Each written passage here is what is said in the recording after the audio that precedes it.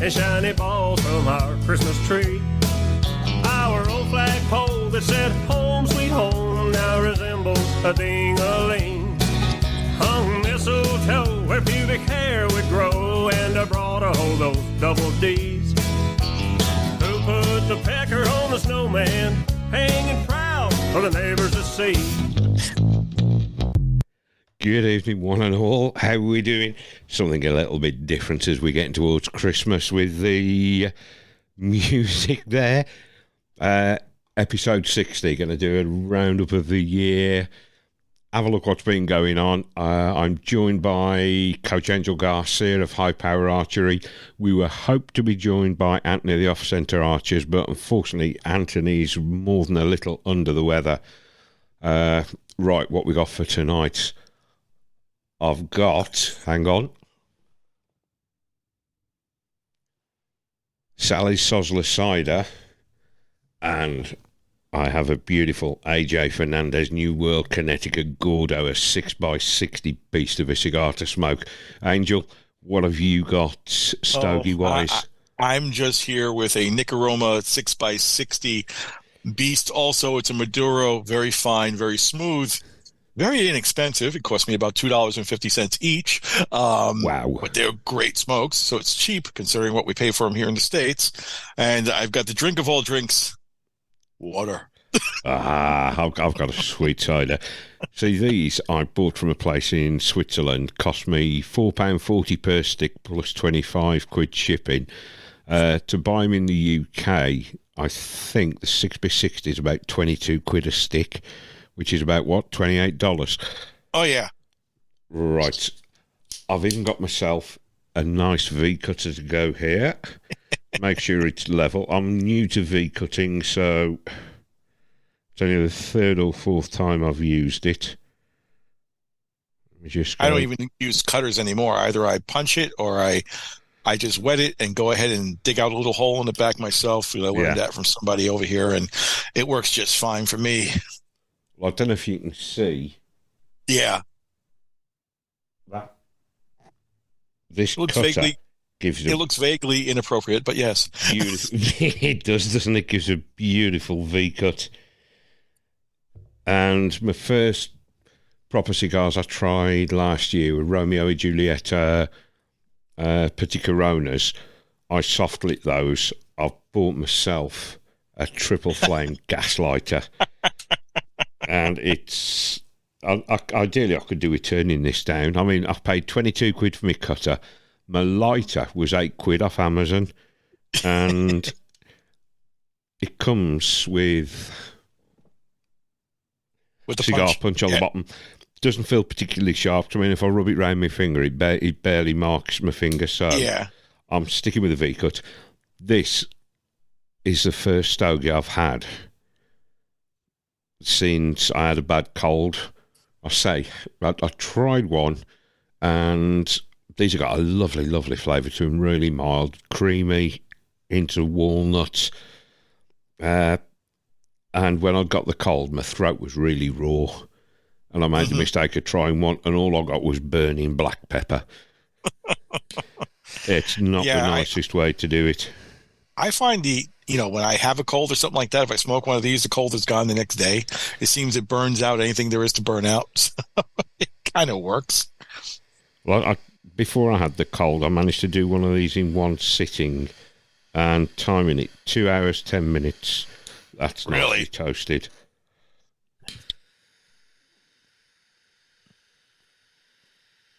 It depends on the smoke. Some of you can blow through them right away, and some of them you can't.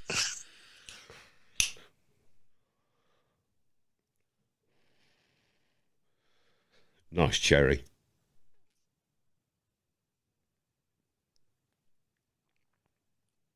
There we go. And that virgin puff, of course, over here, that has a totally different meaning. My goodness. Yeah, that's not that. These have a little hint of black pepper in them, but when I tried one with the cold, it was just overpowering. It's like somebody pepper sprayed my mouth. That's nice.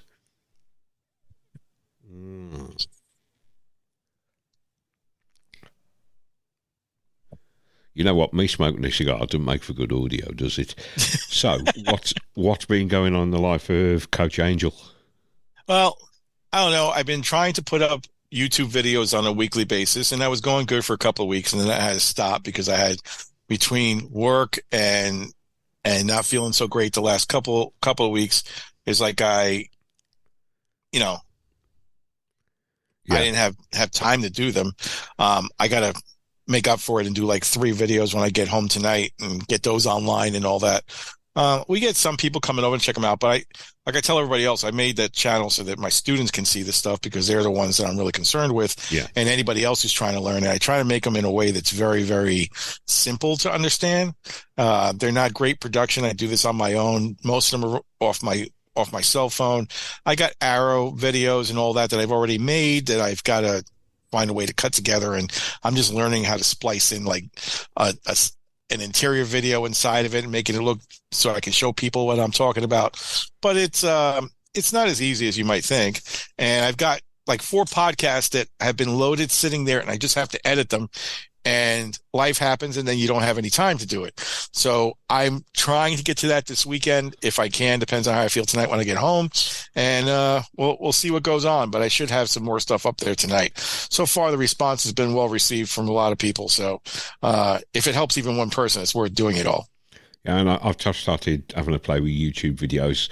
The one I put up from the for Dots, the Mark 3D Championship, recorded it all on iPhone and edited it all on my phone using CapCut, which is absolutely brilliant. I was having trouble with the podcast I did with Davey G, episode 59.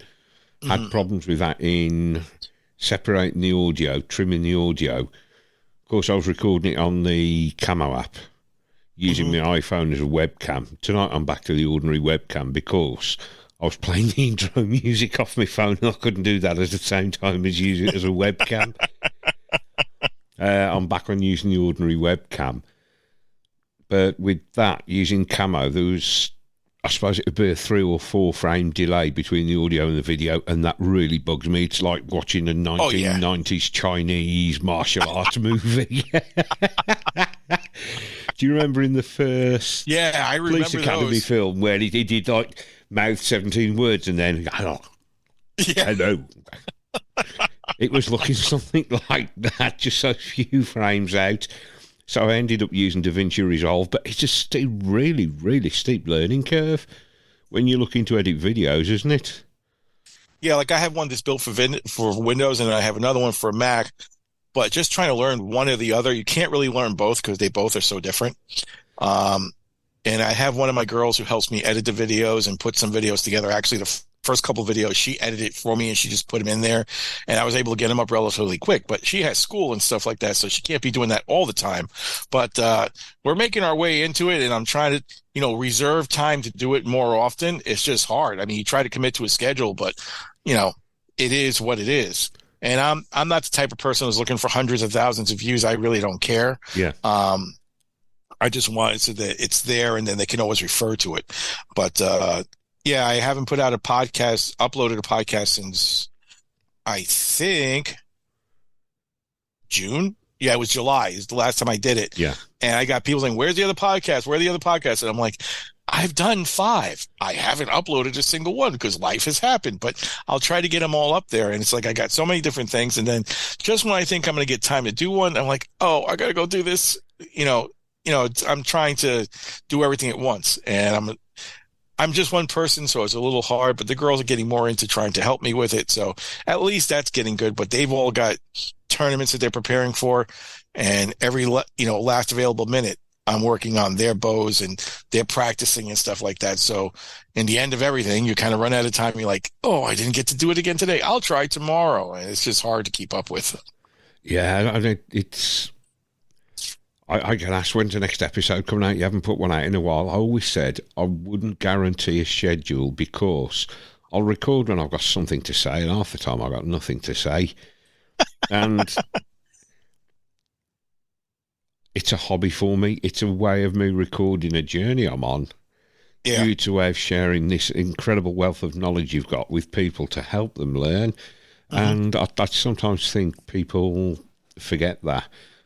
I would like to be able to put. I've had a couple of major life changes, absolutely huge, and I'll cover those in the next episode. But I'm back to being more of myself now.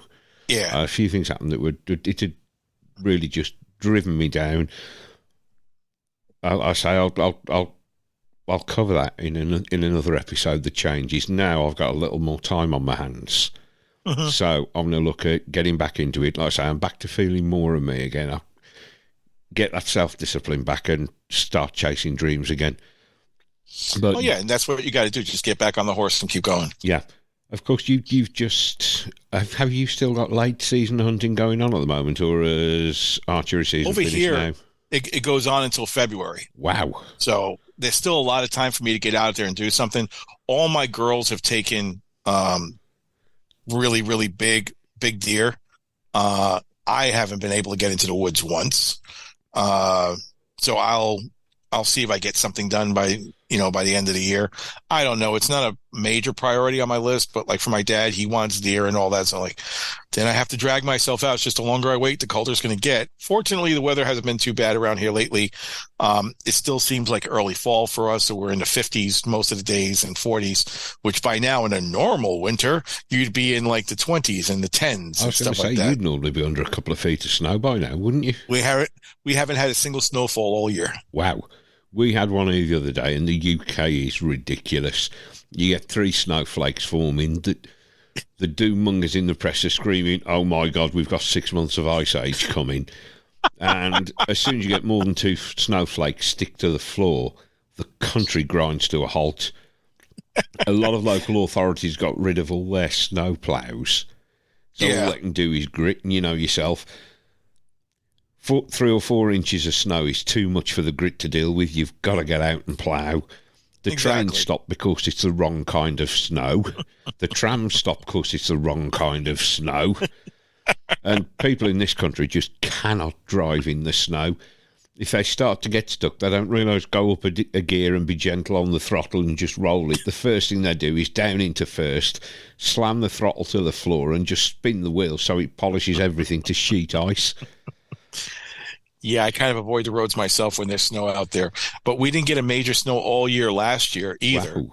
So my snowblower has been in the garage just sitting there. Like, I hope it starts if we actually get something. But I haven't had to use it once in the last 2 years. So I'm like, okay, that's a good thing. And when I say it's a good thing, then all of a sudden we'll get 10 feet of snow and then we'll get buried under it. But we haven't got that. And normally we have at least 1 or 2 storms that are 2 and 3 feet. But for the last 2 years, we haven't seen any of that. So that's good. But like I said, I probably just jinxed myself and I'll have a foot of snow tomorrow. We'll see what happens. Yeah, I saw a video online the other day. I don't know if it was a current one or one from last year. Utah had a record-breaking snowfall storm and it put down like 20 feet of snow in places. That was scary. Yeah, that's about average for those areas out there. Like upstate New York where we have our family property that my dad hunts on. I rarely go there or whatever. It's just too far. It's 6.5 hours of driving upstate New York.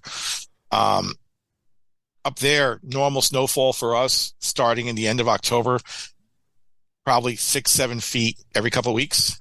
And in a real bad storm, you might get 8 or 9. It's hard to say, but we haven't had any real major snow up there either. So it's calmed down. In the Highlands of Scotland, normally every year, the press jump on snow in October or snow in November. The ice age is coming. And when you look, they've forecast snow for the Highlands of Scotland. Yeah. Now these have got ski resorts up there. If they haven't got snow by November, they've lost a month of season. They're distraught. Oh, yeah. And the press insist on pushing this, oh no, climate change. It used to be global warming, haven't they, before everybody realised, no, it's getting fucking colder.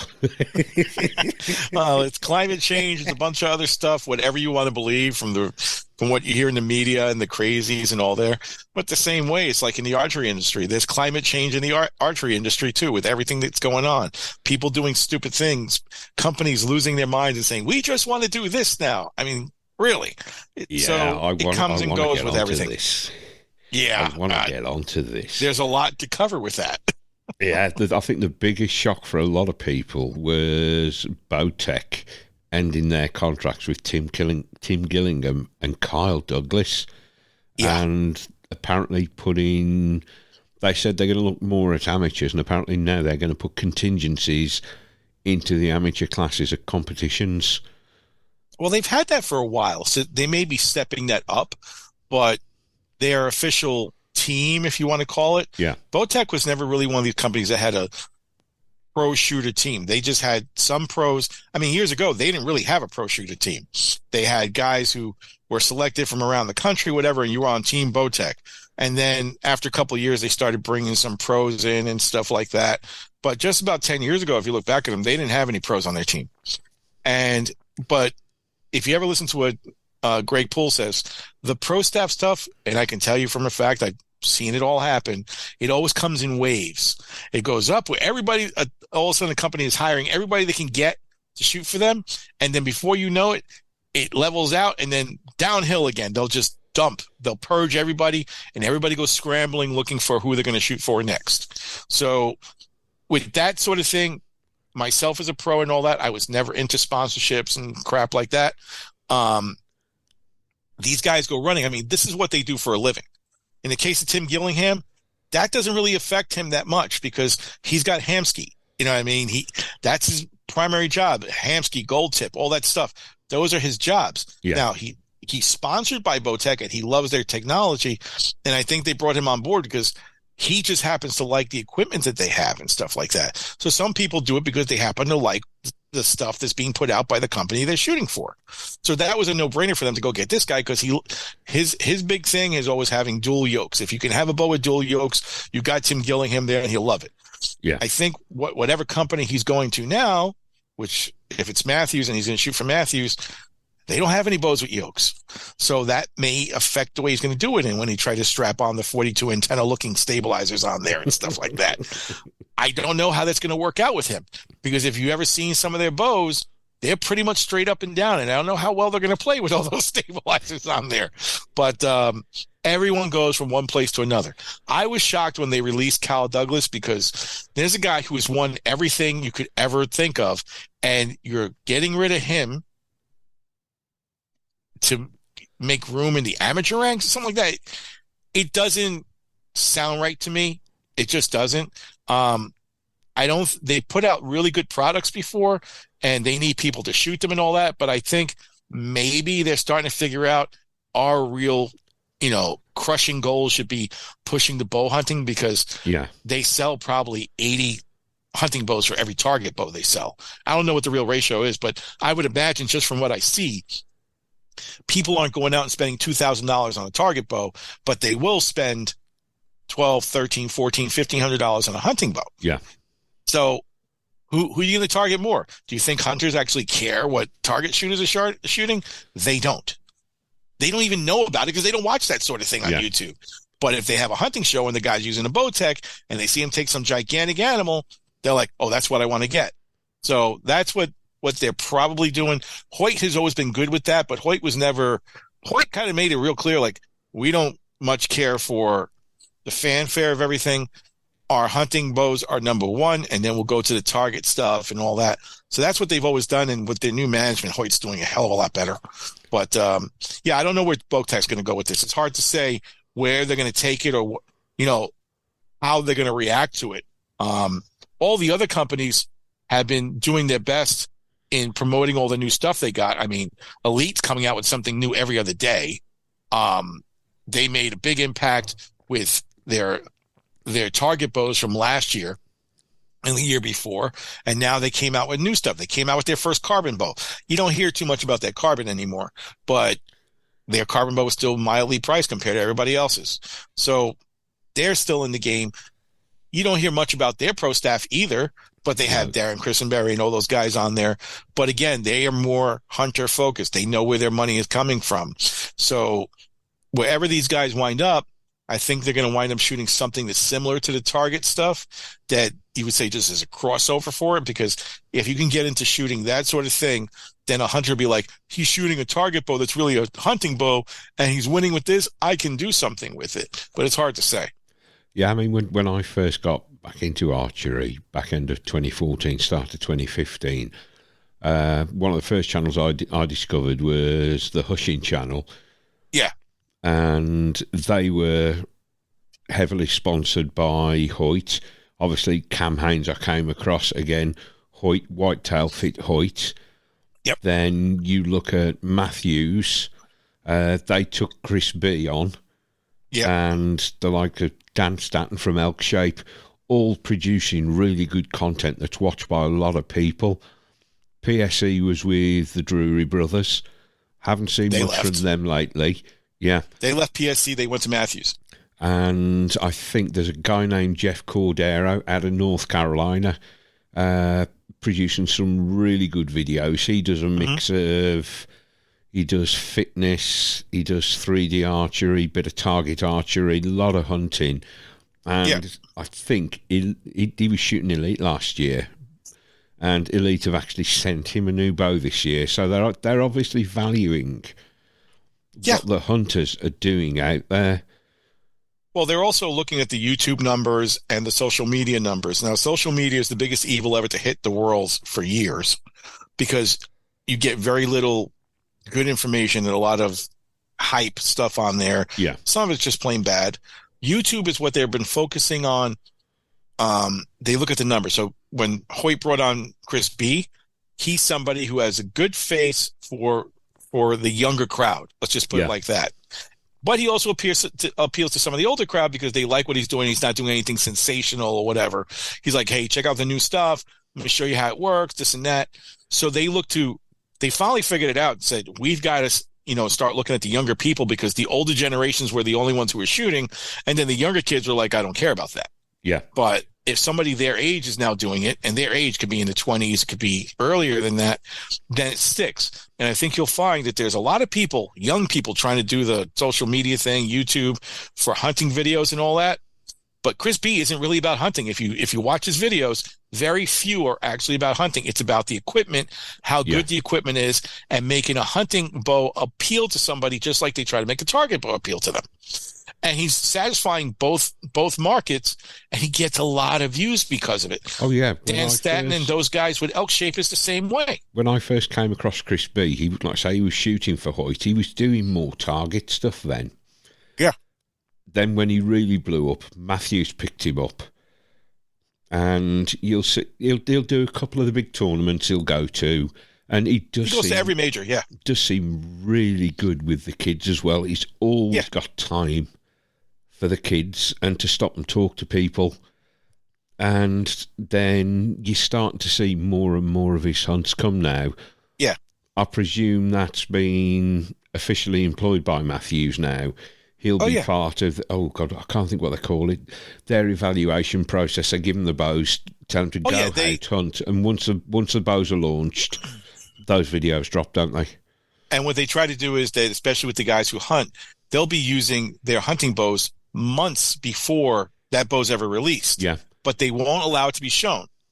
And then, so if they'll show them with a hunting video, whatever, like they'll obscure that any pictures that go on social media from like, he got this gigantic bow.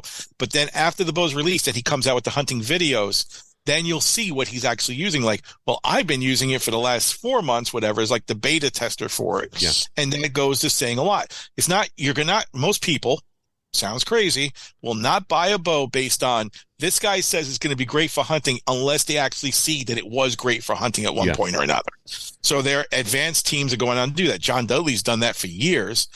The thing with Chris B, he's very, very hooked up with UltraView and everything that they do.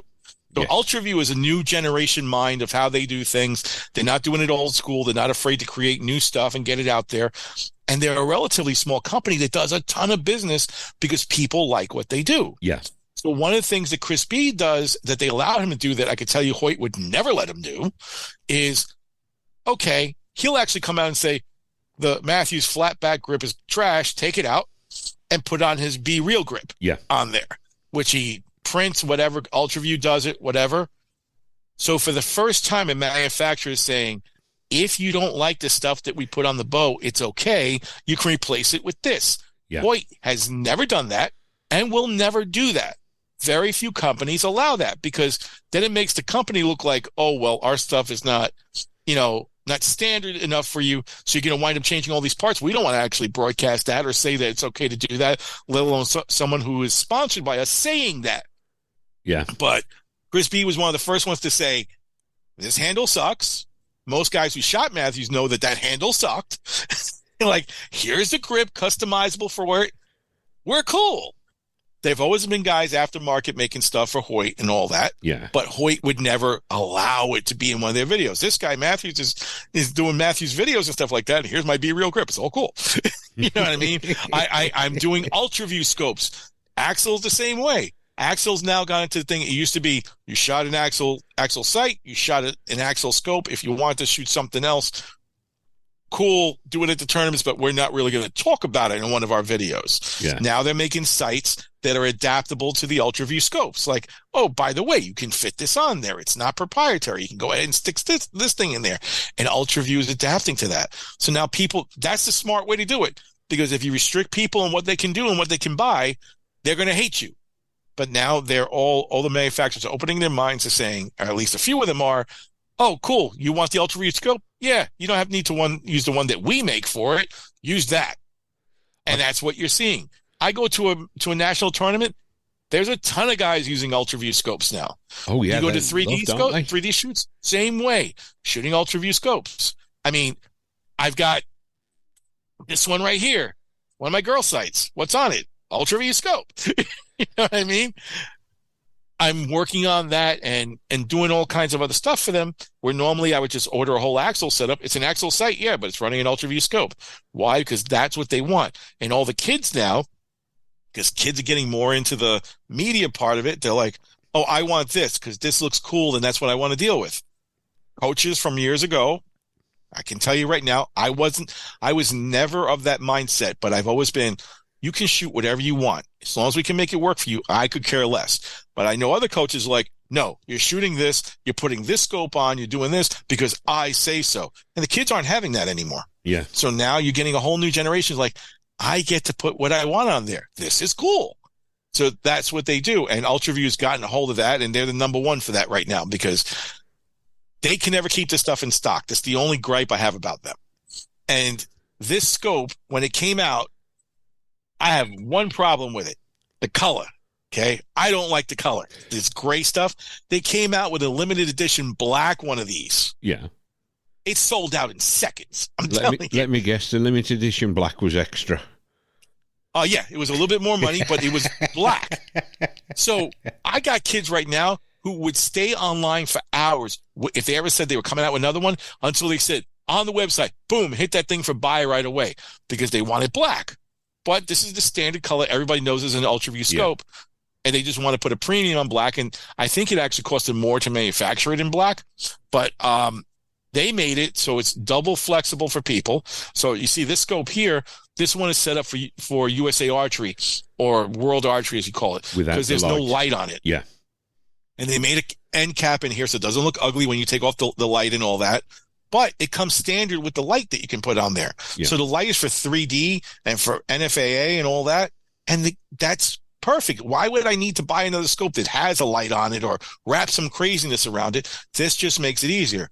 But still, the older pros, and I'm talking about guys who are in their 30s, whatever, you still see them running tons of fiber around and sticking the light kits on the side and all that. I left that years ago. I've been using one of these for the last 4 years. And for me, the best thing was I don't have to sit there for hours winding my fiber and trying to wind my battery pack over here on the side and hoping it doesn't work. So I carry an extra sight light in there. And if I'm at a shoot or one of my kids is at a shoot and the battery dies, it literally takes 2 seconds to change the battery. But what I can do at the same time is I can just undo the screw, pull it out, put another light in there, screw it on. Good. Keep going. Time to change it. 30 seconds. It is what it is, and I've run into that more than once already. Right. So they've hit the market, and they know what they're doing. Davey G that I had on the last episode, I think he's on his third sight light now for those that they've had to replace under warranty because they're not waterproof. Well, nothing that's electronic is waterproof. They are water resistant. Yeah, he's had two blow shooting in the rain. But he said he can't fault them. Their customer service has been absolutely amazing. They've just said, yep, we'll send you a new one out. There you go, new light for you. And that's where we've gone to in this new, I'd say in the last couple of years, but especially this year, customer service has been everything. And that goes from when you go to a bow shop to when you're dealing with one of these companies. You could have the best product in the world. If your customer service sucks when it comes to somebody getting a part changed or something failing, got to get it warranted. If your customer service is horrible, nobody wants anything to do with you. Yeah. So with UltraView, their customer service is great. I've never had a problem with this stuff. And same thing with me.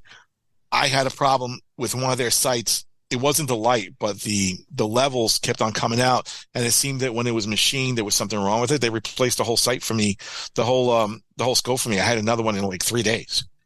So they're really, really good with that. This is why I love buying from American companies. The customer service is absolutely superb. Slightly off topic. Look at this. Look at the ash on that bugger. So dense. Burns so even. These AJ Fernandez are lovely. But out there in the UK, you don't have many manufacturers. Who's the manufacturer out there? Merlin? Merlin's the big one out there that makes all the stuff, or what? Yeah, for bows. And I've heard weird things about them, that when you call them, you get an answering machine or something like that. That it doesn't actually get a live person or something. Somebody has to call you back. That was right. There was a post on, I can't remember whether it was the Archery UK Facebook page or at the NFAS. I think it might have been the Archery UK Facebook page. Somebody said, Merlin bolts keep backing out. Any ideas? And the guy that owns the company actually jumped on and said, yeah, there's a fix for this. It's a little grub screw with a nylon washer on the end that presses against the limb bolt. Yeah. He said, here's the link, go and buy them. And I'm like, the fuck? You know you've got a problem with your bow and you're telling people to go and buy the fix themselves. Well, That's you know, such with that, donkey dick. That's, I hate to say it, that's a problem that a lot of companies have, where they don't think that a little thing like that would bother somebody, but it does. So like with Elite's very good with their bows as far as tech support, customer service, you name it. But what I do is, when most of my girls, I think 85% of my girls are all shooting Elites now. Yeah. Okay.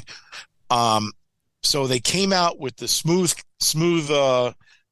cam on there. There's a smooth cam module for it. Oh yes. And they would say that it all rattles and stuff like that. Yeah. So people are complaining about it.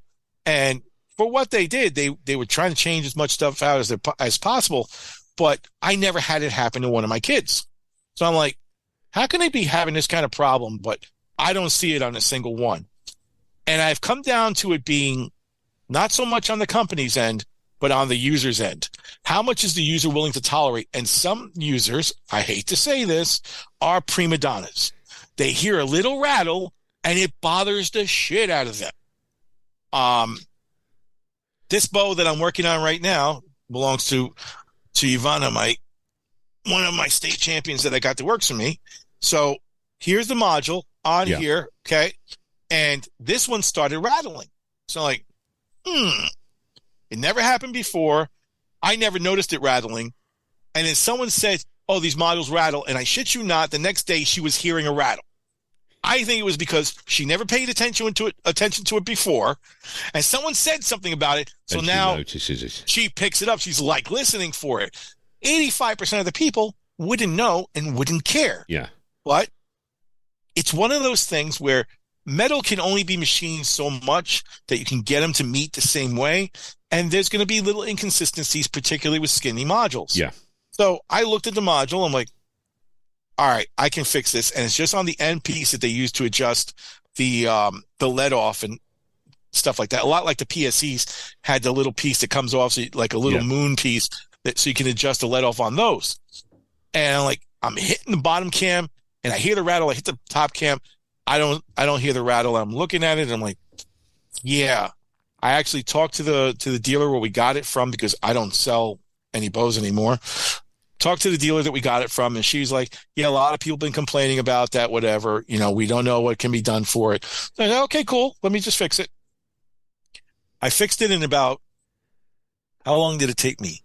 I think I was 2.5 minutes. And of that 2.5 minutes, because my eyesight is shot and I can't see the little screws to screw it back in, but I would tighten it down. I still feel a little movement. So all I did was unscrew it, put a dab of wax in there, tighten it down again, sound gone. No more rattle. We used to do that with PSEs. The modules would come loose, whatever. Stinger X, mine used to do it. You'd hear a buzz as you shot. Yeah. So you take a little piece of little wax, put it on there in between the module and the cam itself, screw it down again, sound gone. Same thing for this. So this took me all of 2 minutes. Sound like a prima donna, but a module screw's a bit different from a limb bolt backing out. It is. However, to be honest with that, depending on the manufacturer, what they're making their bolts out of can be anywhere from okay to trash. Yeah. And what's his face? I forget the guy's name. He used to be on the U.S. Olympic team.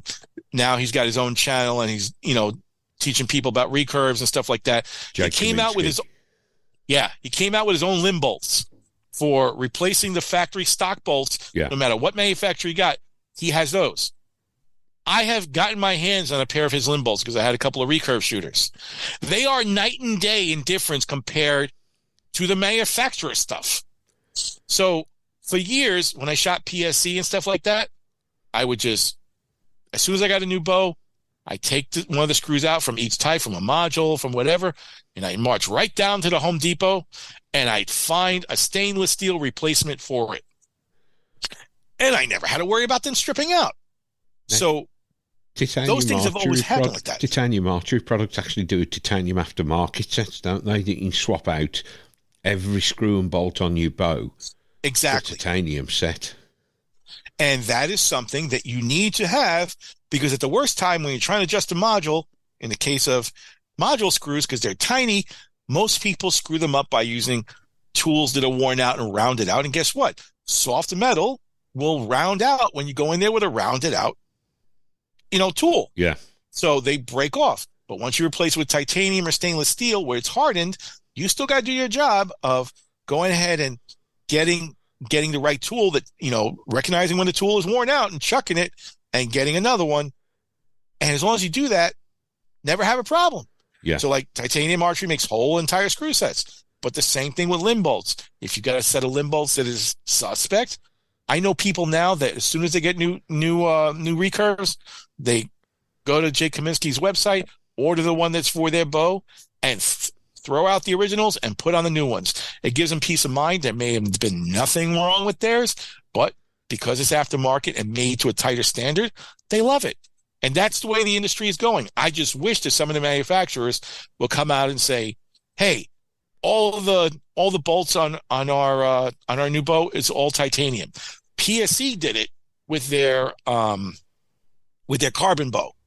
They did it like 2 years ago. I don't know if they're still doing it, but it costs them $10 more on top of the cost for a bow to do that. Yeah. That could be a lot depending on how you're looking at it. But would you rather have a satisfied customer who never says anything about it and never complains? Or do you want something that someone's going to say, well, everything on this bow is trash and I have to replace it because now it's making noise and all that? Yeah. Go the extra mile. These guys should be doing that, but they don't. It's all about economics, unfortunately. And you could understand it on a low-end or mid-range bow. But on a flagship bow, honestly, with what they're charging now for flagship bows, I expect them to be built to last. Well, the prices have gone up. So a flagship bow 5 years ago was about $1,000 US. Now it's damn near $1,400-1,500. And if you look at some of the Matthews that just came out, it's in the 17s and 18s. Yeah. What was it? $2,099 for the title. Yeah. That's scary money. Yes, it is. That's more, that's Hoyt carbon levels. And you watch Stephen Hand's videos, and the first thing he's going to say is, I don't understand why this bow is priced like this. What changed? He's like, nothing.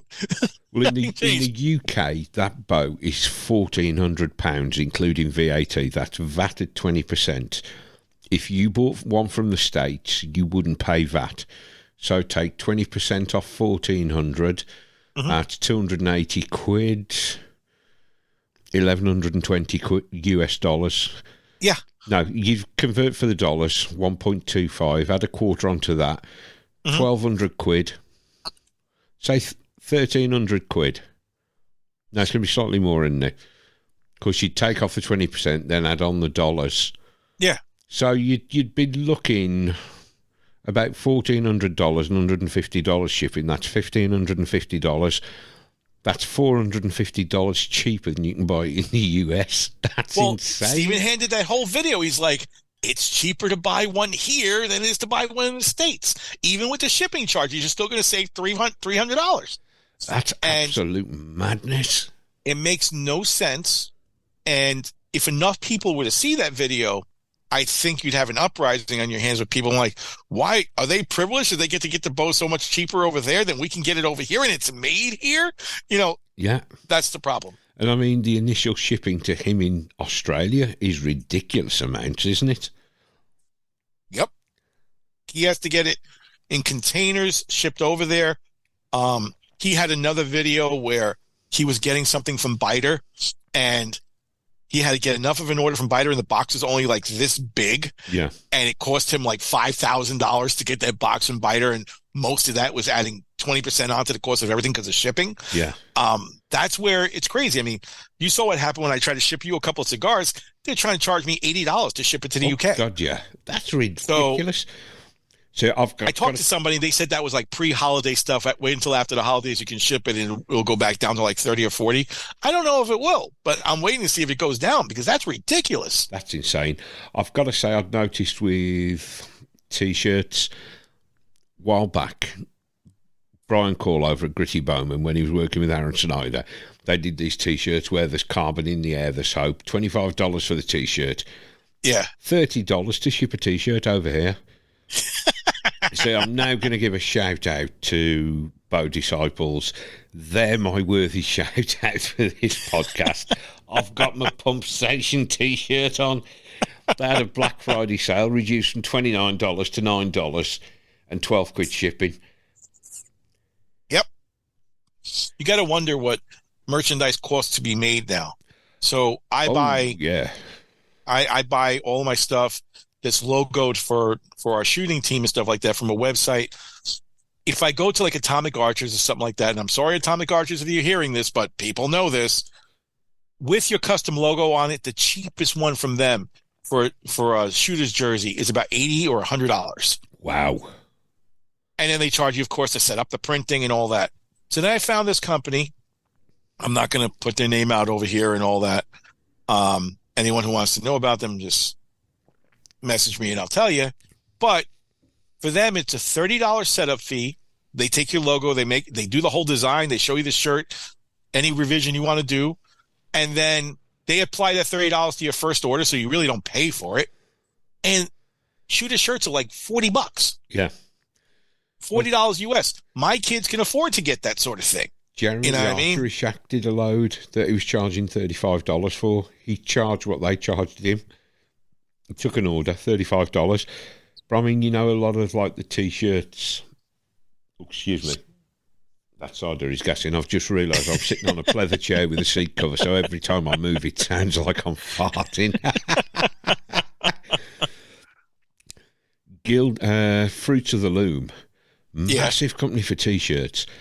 They've got a place over here about 30 miles from me.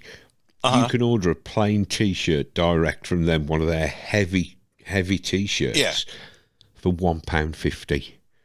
That's cheap. You can go into a vinyl printing place and they'll put the vinyls on for $5 a T-shirt.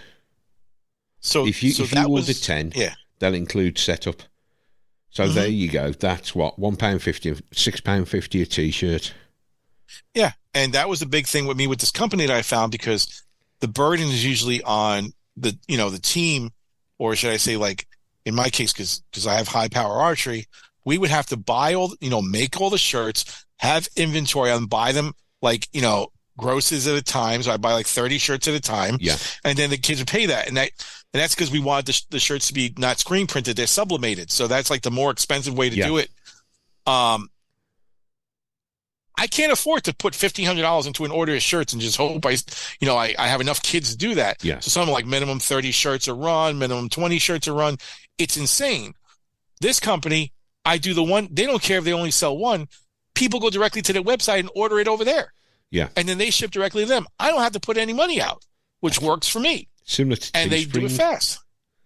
Teespring's another company that kind of does the same thing, but I think they have a minimum or something like that on there. But and they're quite expensive. Yeah, I've been using these guys, and they're really great. And once you do the design, they'll give you all different options. You can put it on a hoodie, you can put it on this, and it's no extra charge to make all of them available. And then as the orders come in, they just sublimate, print them, and they send them out to whoever ordered them. So we've got sleeves, we've got shorts, we've got T-shirts, we've got everything. It's all exactly the same design, and everyone's happy about it.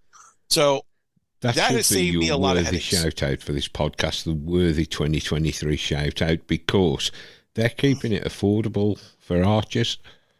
Yeah, let me actually see what the name of the company is, because off the top of my head, I don't remember. And the company's name is Big League Shirts. Big League Shirts. And if you go there, you can design online. You can actually see our design is in there too. Or everyone who's ever done shirts with them, they have it in their catalog, and they can just order right from there. Some guys have different. They offer polos, they offer zip up, Chinese collar, whatever's legal for you to shoot in. For you to shoot in when you're participating in a competition, which is a big deal because certain competitions you're not allowed to wear like T-shirts and stuff like that. So if you need to get a polo, they have a polo version, and they don't charge us anything additional to have all that stuff available. Do they ship globally? I'm pretty sure they do. You'd have to check with them. If someone wanted a high power shirt, could they order on their website? They can order it. Yep. And go on there, just look through all the shirts, and you'll find high power archery, and you see all the different things that we have.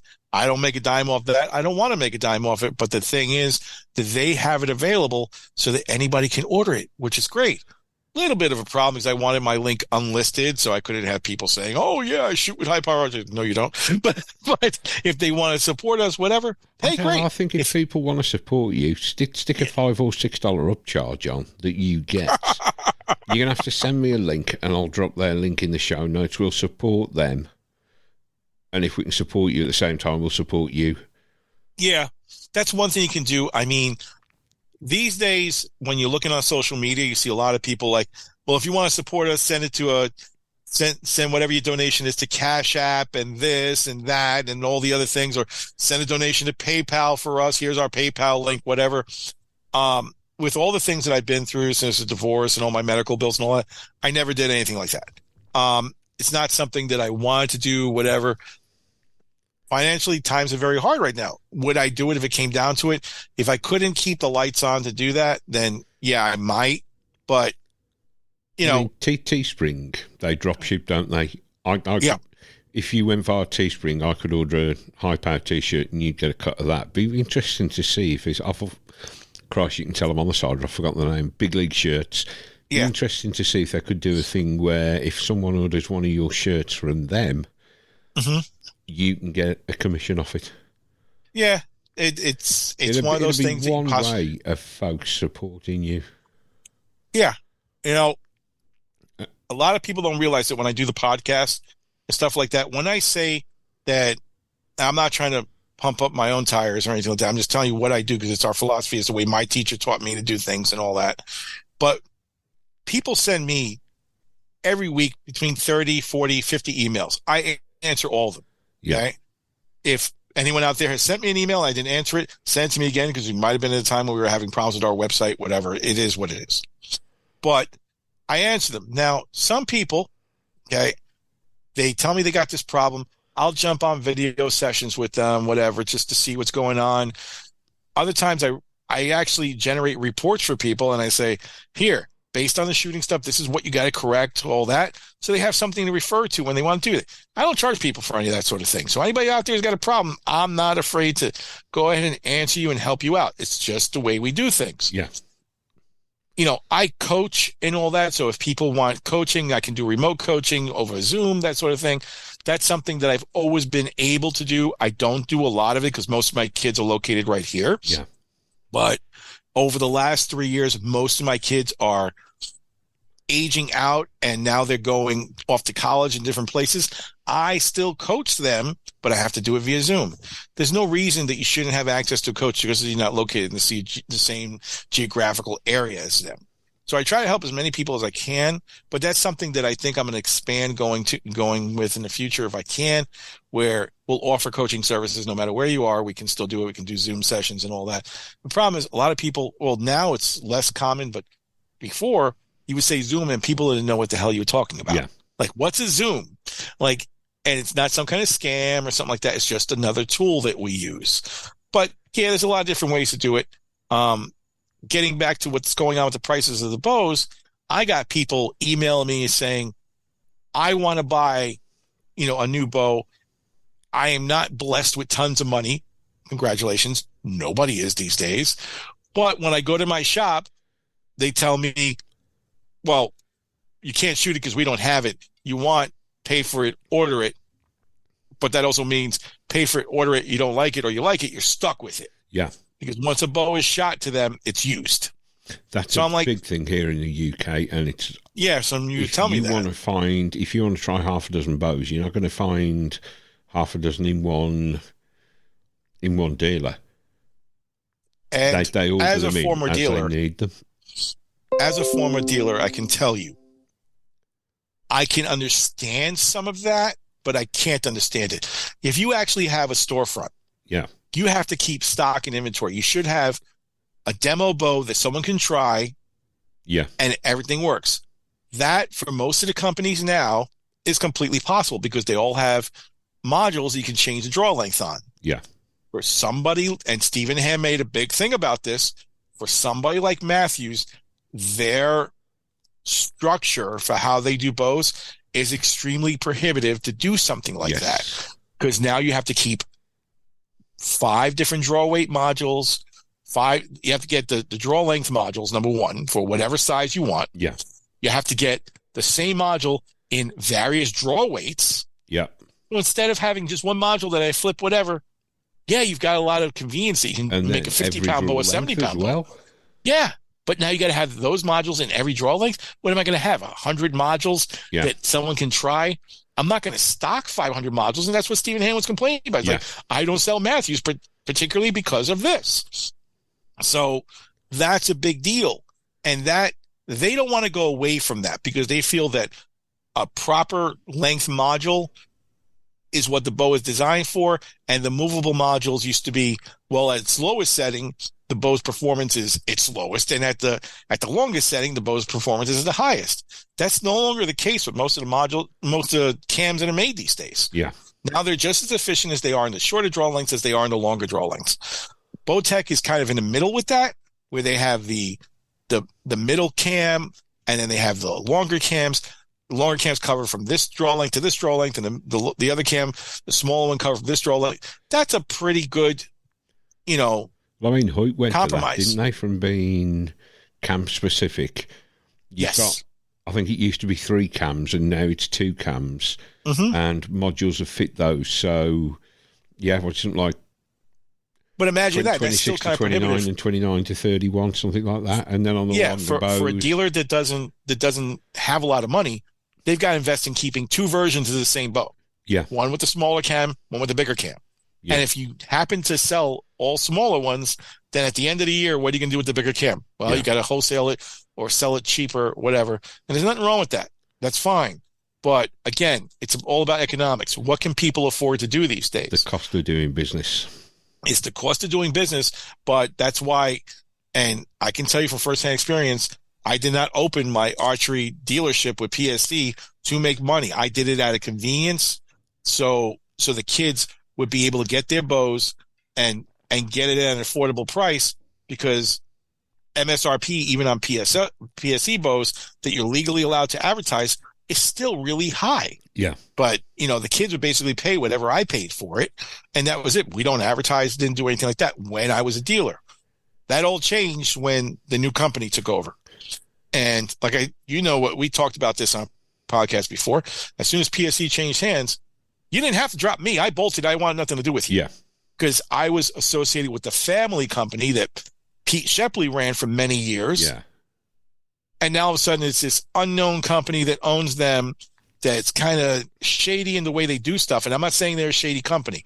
The fact is, we don't know about them enough to say they're a shady company or not. We don't. Yeah, we still don't know who's about the people who's running everything behind the company. But their way of doing business has changed, and that's annoyed me and bugged me. So, like, okay, fine. And now my kids are like, whatever you want to shoot, I'm cool with that. Yeah, I take them to the range where we shoot our tournaments are. She's really, really good over there. She sells Hoyt, PSE, Elite. And for me, for all the bows that are out there right now, Elite is the least troublesome of all of them and the most adaptable. So my girls can shoot adult size, flagship bows from them and have no problems. You try doing that with a Hoyt, unfortunately, you're $1,800 into it for a target bow. And Hoyt bows, for however they do it, are really freaking heavy. Yeah. So it's not really cut out for them. They used to come up with a shorter version of each bow that was designed for women and kids. Yeah. But this bow here, this is an elite verdict. Okay. My number one shooter shoots this. Okay. We paid retail for it. I think it was about $1,600 for this thing.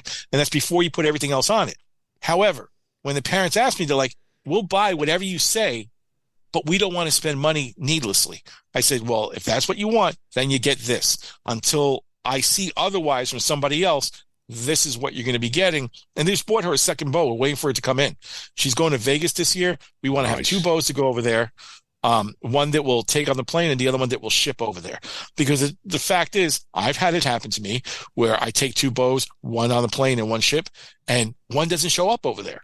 I had my PSE bow, one of them, go to London when I was going to Vegas. Wow. Now imagine if I only had one bow. I get over there, I spend $5,000 on a trip to Vegas, and I don't have a bow to shoot. So until the airlines straighten out their problems, most of my kids shoot with 2 bows if they can financially afford it. Most of them don't do all these big national tournaments because it's expensive. Yeah. Traveling, it's generally a pain in the ass. So going with one bow, they try to get the best they can get. And like I said, I don't care. This is always going to be my motto. You know it. I don't care what you shoot as long as you shoot it well. It doesn't make a difference if it's a $300 bow versus a $2,000 bow. I see guys all the time, and I say it on my podcast all the time, that come out there with $3,000 and $4,000 rigs who can't shoot worth a damn. Yeah. Yet one of my kids shooting a $400 bow will destroy them. It's a soggy bit behind the bow that makes a big difference, isn't it? And I mean, I think unless you're buying some of the real cheap Chinese stuff, I don't think any of the manufacturers now produce a bad bow, do they? Nope. And even the Chinese stuff is coming up in its compatibility. I mean, the only thing with Chinese that I'll say about this, they don't respect American patents. And we all know that. Yeah. So they don't respect Stephen Hand anybody's patents. On his website, he has some toe point bows and some other brand bows. They are clearly Matthews-style cams on them and all kinds of other stuff. Oh, yeah. But they shoot great. So if you got a kid who can't afford a $2,000 bow, I have no problem. Watch all of America come after me now. I have no problem with them buying a $700 Chinese bow. I will rip the strings off of it because that's the only thing I will tell you about Chinese bows. The strings are shit. Rip the strings off. Send the specs over to one of the string companies. I don't care which one you use. Okay. I like gas. Eric Griggs is a great guy. Their turnaround time is fast. I used to use local providers before. People get too big, they start to suck. Yeah. That's the problem. Gas has always been consistent with their stuff. He grew to 10 times his size, and he's still consistent. If anything, he did the other side of the curve where now he actually ships faster than he used to. So that, to me, is important. I think I remember watching a video from Eric Griggs, and he himself still goes on the shop floor and randomly picks strings to make sure they're intolerant, don't they? And if they're not, he wants to know why. And he will deal with the problem if it's not. Yeah. And I will tell you right now, if you have a problem with his bowstrings when they get to you, something's not right, whatever, they go out of their way, move heaven and hell to get you the right set to you, because he recognizes that customer service and your reputation is everything. Well, I've that's used what they two do American string makers, Unbound Archery, I think they're out of Kentucky, and the Archery Shack just up the road from Anthony. And I had sets from both of those for the Kuma. And the Kuma's got a module that's got like a knife edge on it. Yeah. And I had a little bit of serving separation show. I sent them both photos, and they both immediately. And I mean, I got them in less than 10 days, sent out new string and cable sets. Well, Jeremy, beat that kind of service. And say Jeremy at the Archery Shack and Nick Dower at Unbound Archery, these guys bend over backwards. And I said, look, I'm in the UK. Let me pay shipping. It's no, sir, we've got it covered. Our strings don't do that. And they stand so hard behind their product. It's incredible. Yeah, it's one of those things that, Jeremy just released a video and he was showing his shop like before Christmas, and with these things he's got down to separate his shop's back end from the front and the whole thing. And he was saying that when he first, opened up, it was just him back there doing everything. But as he grew, he hired more people, but he's making sure they're doing the right quality work and all that. And if you see his shop, some people say, well, that shop looks like a mess. If the shop looks like a mess, I hate to tell you, they're doing the right thing. That means they're staying busy and they're doing everything. They're all about business. They don't have time to straighten up and all that. Maybe after the smoke clears and they have a slow day, they can clean it up. My shop is the same way. My workshop I have here that I'm actually in right now, where I do my videos and stuff like that, on any given day, it looks like a bomb hit it, because my girls come in here and they have the run of the shop on Thursday nights and they do whatever they're going to do. Yeah. And you don't have time to put everything back sometimes. I've got tools all over the place, you name it, but everything is here. It's a used shop. Yeah. It's constantly working. If you roll into a place, and I'm just going to say this because I see it too often, and their workbenches and all that are like right in public view and all that, walk away. Yeah. Because they're all nice, neat, and tidy. And I'm not making fun of anybody out there, but you know exactly who I'm talking about if you're here in the local New York City area. But that's all bullshit, because these guys are like taking the bows and they're doing the work in front of you. And if you're talking about a major job, I got this the other day where I had somebody that I ran into at the range tell me, oh, yeah, I went to this place and he did the string change right in front of me. I'm like, he did he?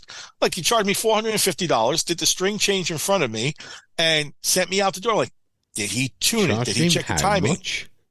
$450. But a string change for a competent bow tech is what, 20 minutes? I would like to say that's outrageous, but that's what most of these guys, between $300 and $350 is what they're changing, including the cost of the strings, to drop them on your bow. Half of them don't tune it. Half of them like, does it shoot through paper okay?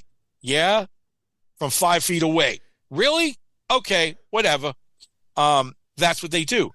If you come to me, I only work on my kids' bows now. I don't do anybody else. Okay? Kids and friends are the only ones I work on. But here's my deal.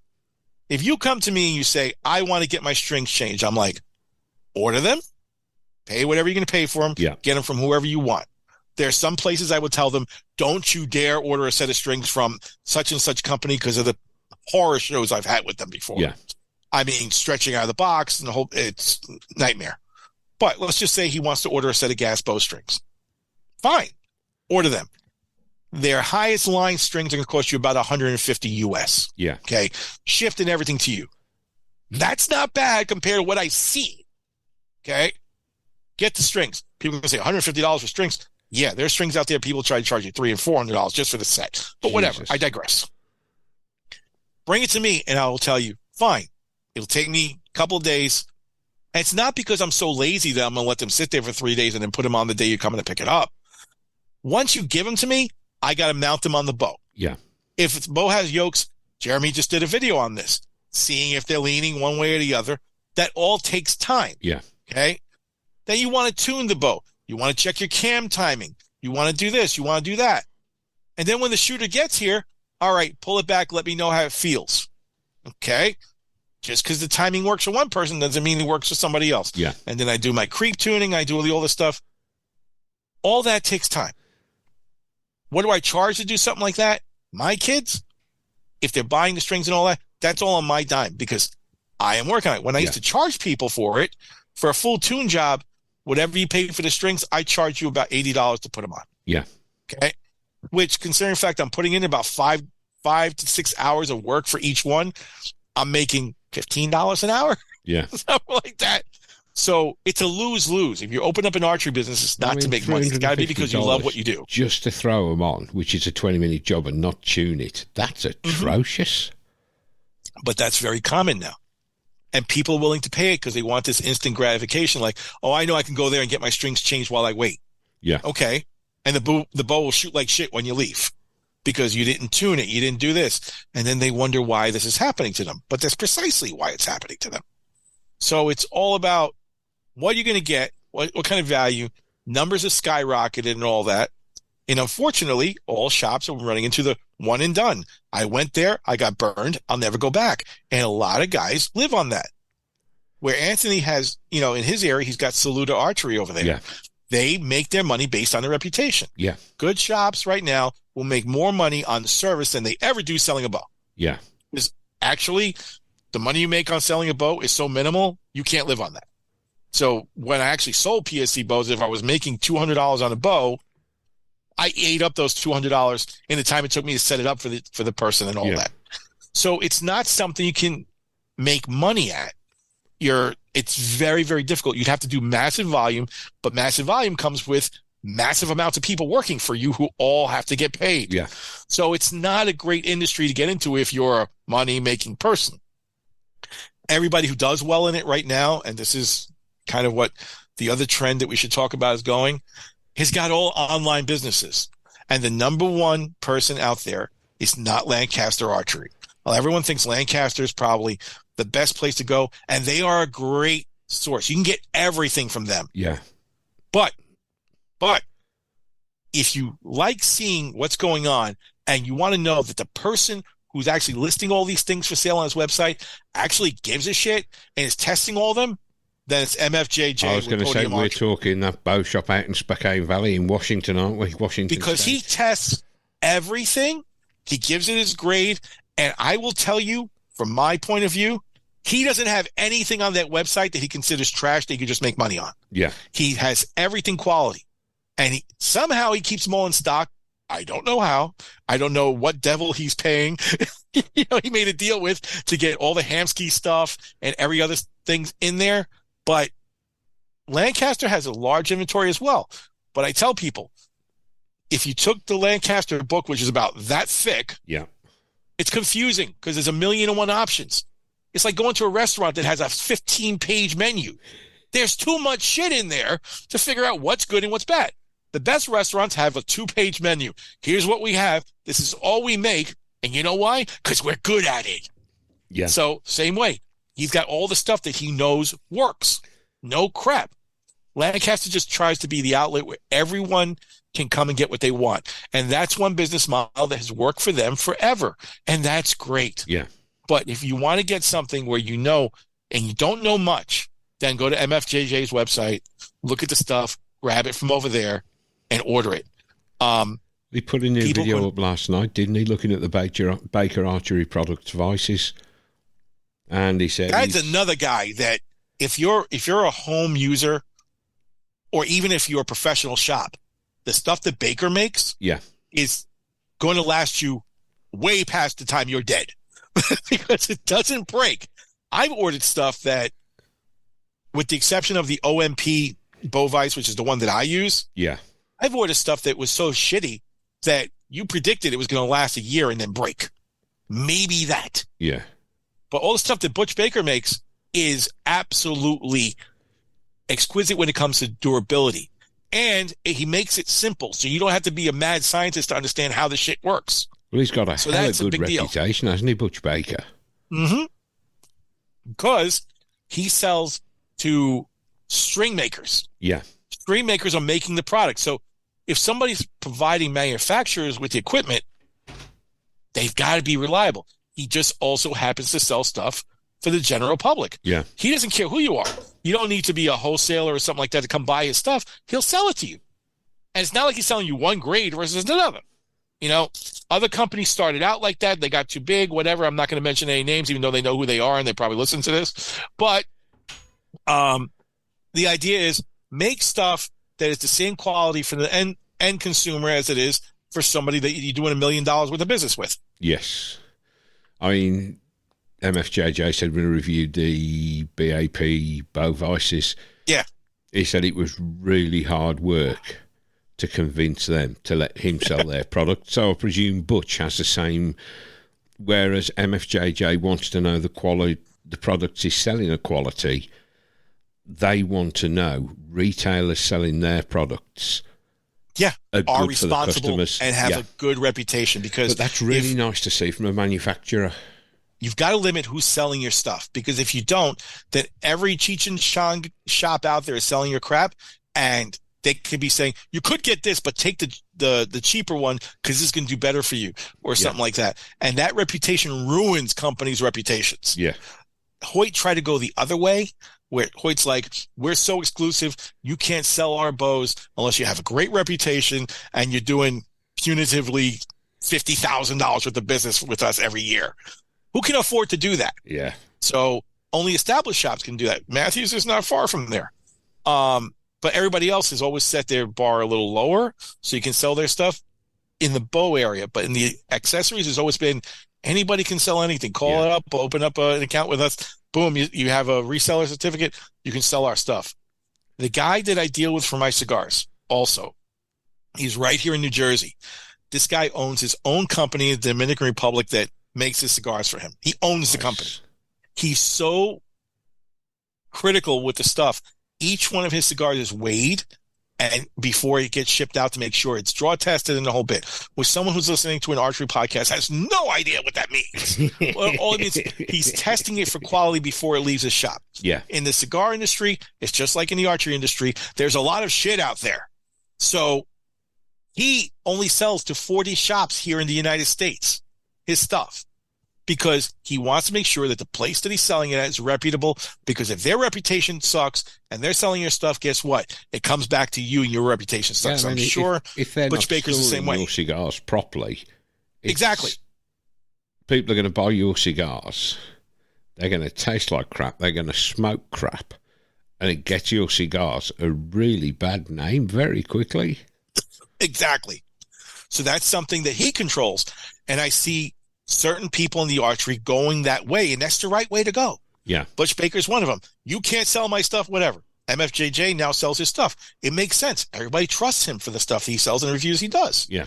So that's a good place to put it. I think Lancaster has some Baker archery products on there. I'm not quite sure. I think I remember them being on there. But you can also go directly to Butch Baker's website and just buy them all there. Yeah. You know, you're not going to have much of a price difference. It is what it is.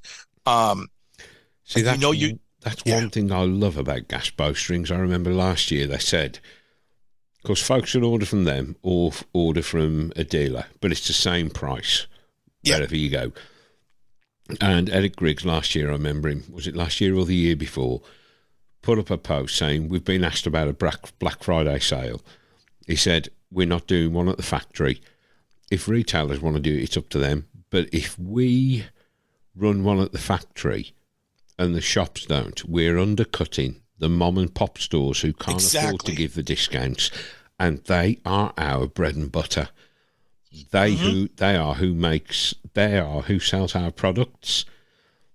This year they announced they would do a sale, but they would pass the discounts on to the mom and pop stores so they could afford to do it. And I think that's such a wonderfully ethical way of doing business. It is. Because he recognises it's the mom and pop stores that keep the industry alive, where you're not going to have somewhere the size of Lancaster or somewhere the size of Spokane Valley Archery in every town, but you might have a mom and pop store. And in supporting the mom and pop stores, he's supporting the industry. And it's lovely to see a manufacturer give that kind of support to their retailers. I remember there was a big hoo-ha a couple of 3 years ago about Hoyt. Dealers were saying, we've been told we cannot discount from, is it MSRP you have out there? Yeah. Mm-hmm. And then they allowed Lancaster to discount. So everybody was crazy. ordering online from, which was hurting the mom and pop stores. It's hurting the small town stores in the heartlands. The biggest thing hurting small stores right now is not Lancaster Archery. Amazon. It's fucking Amazon. Yeah. Use my French. It's fucking Amazon. You can find things on there, and the manufacturers are trying. The ATA is the Archery Trade Association. That's what we have here in the States. They're trying to come up with a system that can search Amazon for anybody undercutting MSRP and all that. But it's very difficult because Amazon itself will drop a price on something if they see it's a trending, and they screw over their own dealers and stuff like that. So you're always going to have somebody who buys it from somebody else on a wholesale, or they couldn't sell it, puts it on Amazon. They're not the original dealer. Can they do anything to that dealer? Probably not. Yeah. But they can at least get it delisted from Amazon or something like that. See, it's slightly different over here. We have anti-cartelling laws and anti-price fixing laws. We now have what they call an RRP, a recommended retail price. And the big one was, because I mean, when Amazon started, it was a bookstore, wasn't it? That's what they did. They sold books. Over here, you know how expensive a hardback is. Well, because Amazon hadn't got all these bricks and mortar stores, they just had a massive central warehouse. And before they employed all their own drivers, it was all sent out by couriers. Yeah. They could undercut the likes of Asda, which is owned by Walmart. They could undercut the bookstores, and the bookstores took them to court and said, stop them doing this. And they did it. And the court said, no. Really? We're not going to stop them doing it because we're protecting free trade. What you're trying to do is cartel. Yeah. You're fixing prices, and that's against the free market principle. Yeah, the opposite exists here in the United States. They try to protect the manufacturers. Now, Amazon's prices are creeping up. I mean, for years, I wouldn't use Amazon. Now I will. I've got a bow I bought from Amazon. My Mandarin Duck Black Hunter. Oh, yeah, I have one of those. 103 quid from Amazon. There was only one seller in the UK at that time, one brick and mortar shop selling that bow. And we had a friend who contacted Mandarin Duck directly, and I think they were going out at 55 quid a bow. Wow. And I understand a brick and mortar store has to make a profit. They have overheads. Because when I was working in the garage, I could tell you exactly what we needed to make. A, to break even, and B, to make that garage profitable. Yeah. But when the brick and mortar store was selling that bow for £279, offering it, saying it's discounted from 319, I don't mind paying a premium for a brick and mortar store. But I will not have my pants down and be fucked from behind without even at least being taken. Somehow I knew you were going to say that. Without at least being taken to dinner first. It ain't happening. Yeah. It's not happening. I will support small where I can. But when I'm being dicked, go fuck yourself. So when you look at what's gone on the last year, since that's what this podcast is all about, you're starting to see more and more manufacturers change their model, how they're doing business. Yeah. And I believe Bowtech was the first one to actually do it. That's why I think that their centric focus on what they're doing has changed, and why they wound up dropping Kyle and Tim Gillingham and all that. Because Bowtech was the first one to say, you can buy our bows from Lancaster Archery online now. Yeah. Flagship. You can buy from them, order it online, and Lancaster will ship it to you. Yeah. Before that, that was like heresy because nobody would let you sell their bows online. PSE had a thing where only like 2 or 3 dealers could actually sell online. Now all of a sudden Bowtech says, You want to buy online? Get it from Lancaster. They can get you the bow the next day or in a couple of days if they don't have it in stock. Yeah, because I mean, PSE and I know Bear did the same. They had the mainline series, which you could get online or from big box stores, but then to support the mom and pops, they had, I think, Bear was the Legend series, and PSE was the Pro series, wasn't it? Where it had to be a pro shop. Yeah. And you had to go into a brick and mortar store and buy it. And that's what's changing now, because now all of a sudden they're seeing, well, people shy away from going to brick and mortar stores sometimes because they might be getting screwed on the price, or the customer service sucks. Yeah. Or something like that. Or they go and buy a different brand because the guy that you're buying your bow from can't afford to sell our brand over there. Yeah.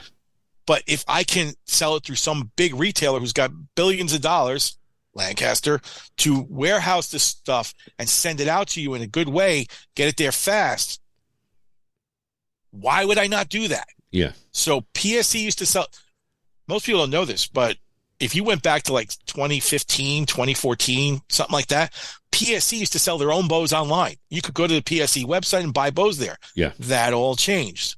They went to, the dealership only for flagships and stuff like that. Then they just went to big box stores selling their entry-level lines and stuff like that. Yeah. Bowtechers just said, screw that. We want to stay in business. We're going to sell it through Lancaster as one of our outlets. Yeah. Lancaster's big enough. They do it. They got the money to do it. It's the changing nature of commerce, isn't it? More and more people want to order what's happened online. in the last year. But again, Lancaster have a reputation to protect, don't they? Yes, they do. So Lancaster is saying, okay, with this new business model, buy it from us online. If you ever have a problem with it, bring it to us. We're still a dealer, and we can get it serviced or whatever. Yeah. Works for anybody. You go to a Bowtech dealer, they should be able to service one that you bought from Lancaster. Depends on the dealer and how much of a dick he wants to be or whatever. But it's like that. Entry-level bows, it's the same way. Big box stores used to sell them and set them up for you. Now a lot of people just order from, Dick's Sporting Goods online, or they order from Amazon or whatever. But you still got to bring it to somebody to get it set up. Yeah. Unless the person already knows how to set it up. So you're paying extra money to set it up for somebody, which is only right, because if they're not making any money on the sale of the bow, then you got to pay for their time to set it up.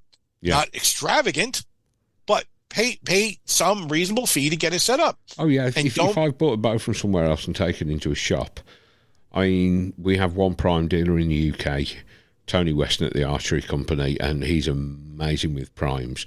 New year, I'm going to order a new string and cable set for the Black 5. I was on an R-ing, do I go Unbound or Archery Shack? But Jeremy shot primes for years as a prime dealer. Mm-hmm. So I think the strings I'll order from Jeremy. I had a look on his site the other day, $116. Yeah. For a 7-piece set from Prime. For a Prime. Prime is the only thing. Convert that into pounds. That's about 90 quid. The cheapest. Yeah. So I add VAT on. That's 108 quid. Shipping, $20. That's 100, which is about 16 quid. Yeah. About 125 quid with a 12-month warranty. The cheapest I can find a set made in the UK for is just shy of 200 quid, because they come for, I think it's about 125 quid for a 5-piece set. Mm-hmm. And if you want the yokes as well to make the full 7-piece set, that's an extra 70 quid. Yeah. Why would I go to the UK? When I bought my Prime, there was a set of strings fitted from the UK's premier string maker. I've had to have them reserved 3 times already. Yeah. Both yoke servings. Centre serving, a bit of wear and tear. But the yoke for the string, I've had to have both of those reserved as well, because the serving split wide open. Well, here's what I'm going to say about Prime. Why wouldn't I go to an American string builder that can do it cheaper and better? So with Prime, if you find an American string builder who's known for their quality, Archery Shack, he shoots them, he knows it. Yeah. You can order it from them, as long as you have somebody who knows what they're doing with the Prime 19-piece string sets or whatever the fuck they are these days. Now, Prime has gotten away from that. Spaghetti in case you didn't bundle. notice. Yeah, Prime went away from those multi-piece string sets and went back to, like everybody else, 2 cables and a string now for a lot of their models. But if you're going to do a Prime like that, and you have somebody locally who understands Prime and knows how they work, and knows how to tune a Prime when you change strings, no problem. Well, that's why I'll get to Tony Weston, and I will gladly pay his. I mean, his rate's really reasonable. But if you're the type of person who doesn't have a shop near you, and you don't know dick about changing Prime strings, and know where you've got to measure them and how to adjust them, then Prime is the one 87-piece string set that will drive you fucking insane trying to get it to tune and do everything. Well, I've got access to a press and I don't know how to tune them, which is why I'm going to go to Tony Weston and pay Tony to do it. Because I've had people that bought Primes and went to some yokel around here. I'm not calling them yokels. They're like the big archery shops around here. And there's only 4 of them in New York City that are here, 2 of which I wouldn't ever dare you to go in there and get your bow done because it'll come out and you'll be probably blow up in your face. Yep. The third one, by all means, go to him because whoever goes to him used to wind up coming to me because he would fuck up their bow and they have to come to me to tune it anyway. But if you don't live in an area like that has somebody who knows what they're doing, then by all means, when it comes to Jeremy at the Archery Shack, ship him your bow. Let him do it for you, and let him ship it back to you. If you're here in the States and you're near Jeremy, ship it to him or bring it to him. If you're also here in the States and you want a good string set made, the guy to do it is MFJJ because he does it. He makes his own strings. He doesn't anymore. He stopped making them. He now uses gas. Yeah, I think he's got so big and so busy that does he still have the policy that he won't sell you strings unless you ship him the bow? I'm not sure. I know with his own podium strings, because he said things affect strings. Zipping up to 35,000 feet in an airliner makes a big difference. So I think what he used to do was he wouldn't put strings on your bow unless you sent him the bow and he changed the strings. Otherwise, he's not selling you strings. If that's the case still, then that's what he should continue to do. But because they were his strings, his name was on them. He didn't want some half-wit sticking the strings on, screwing up your bow and giving his strings a bad reputation, which you've got to understand. He's protecting his reputation, and his reputation is hard-earned. Yeah, exactly. And it's like I say, and I'm not, everybody knows what my past is and my service record and the whole bit, but I will tell you this. You could have the most expensive set of strings. If the operator who's putting them on there is a complete idiot, I don't care if you have gas bow strings, best set of strings. If the moron putting them on doesn't know what he's doing, they're going to last about 2 or 3 months before something really bad happens. Yeah. Because in your case with a bear, like a Kuma is known to have edges on them that are very, very sharp and all that. Put them on, order the right size.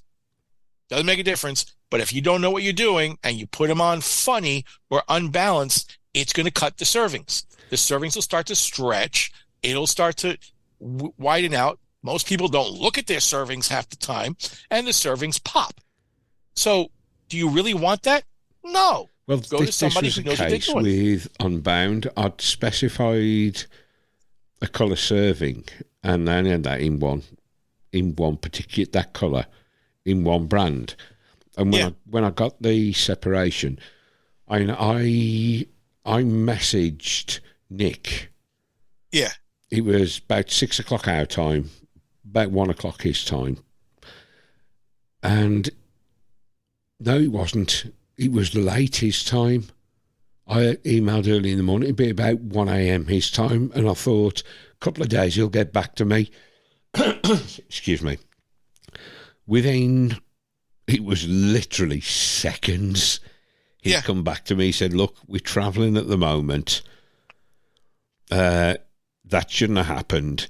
He said, I think that's to do with the diameter of serving because of the colour you specified, which it was my fault. It was my fault.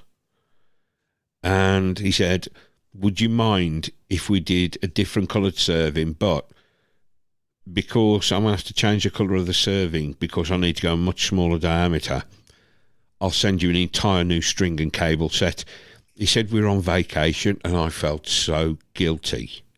Yeah. I felt so guilty about this. He said, we're back home on Sunday. I've got a couple to do. I'll have yours. I'll start making yours on Tuesday. And again, I said, look, let me cover shipping. No. We've got you covered. And your money is made on your reputation. That's why. So he's doing the right thing by you. Yeah. I had a message on the Tuesday morning. It had been morning his time. Sent me a photo of the new string and cable set and said we're shipping them this afternoon. And you know what? Yeah. People like that, you cannot buy that level of customer service. No. So I've said now, there are several string makers I'd like to try, but because of the service I've received, there are only two I will use. Yeah. And I feel really guilty if I pick one and not the other. You know, does that sound weird? Because they've both gone above and beyond for me. They've both showed the most amazing customer service. I bought a set when I had my Stinger X from a UK maker. And within 10 days, the serving had unwound. And when Ryan had got his shop, Ryan was the only UK string maker I'd trust because he knew how to build a set of strings. But when he opened his shop, part of raising the finance to open his shop was selling his string making equipment so he could buy stock. And Ryan said, something like, I know exactly what's happened there. The serving hadn't been put on tight enough. Messaged the shop I'd bought these from, and they said, yeah, get the strings taken off, ship them back to us. We'll have them reserved and ship them back to you, and then you can go and have them put on. I said, but that's going to cost me the labour to have them taken off. The trip, the time and the petrol to get to the shop to have them taken off. Yeah. The shipping, another run there to have them put back on, and the labour again. I said, and I phoned the owner of the shop and said, look, I'm stood with Ryan Jevons at Twisted Strings. He'll reserve it for me. He said, put him on. Ryan said how much he'd charge to strip the bow down, reserve it and put it back on. He said, send me your card details. Give me your card details now. I'll credit your card and pay Ryan. Yeah, that was a good thing for them to do. I never had anything like that from Jeremy or Nick, the Archery Shack or Unbound Archery. They just said straight away, we're sending you new. Yeah, sometimes and you have I'm to thinking, argue with people. You know what? This is. I was mind blown by the level of service I received from these guys. None of this take it to a shop. You know, I when they sent them out, I took and Ryan I trusted. Like I say, it was Ryan had to close the shop because he was at a point where he was so busy. He was doing stupid hours for not a lot of money. But you know what it's like in business. You have to do an excessive amount to justify a second employee.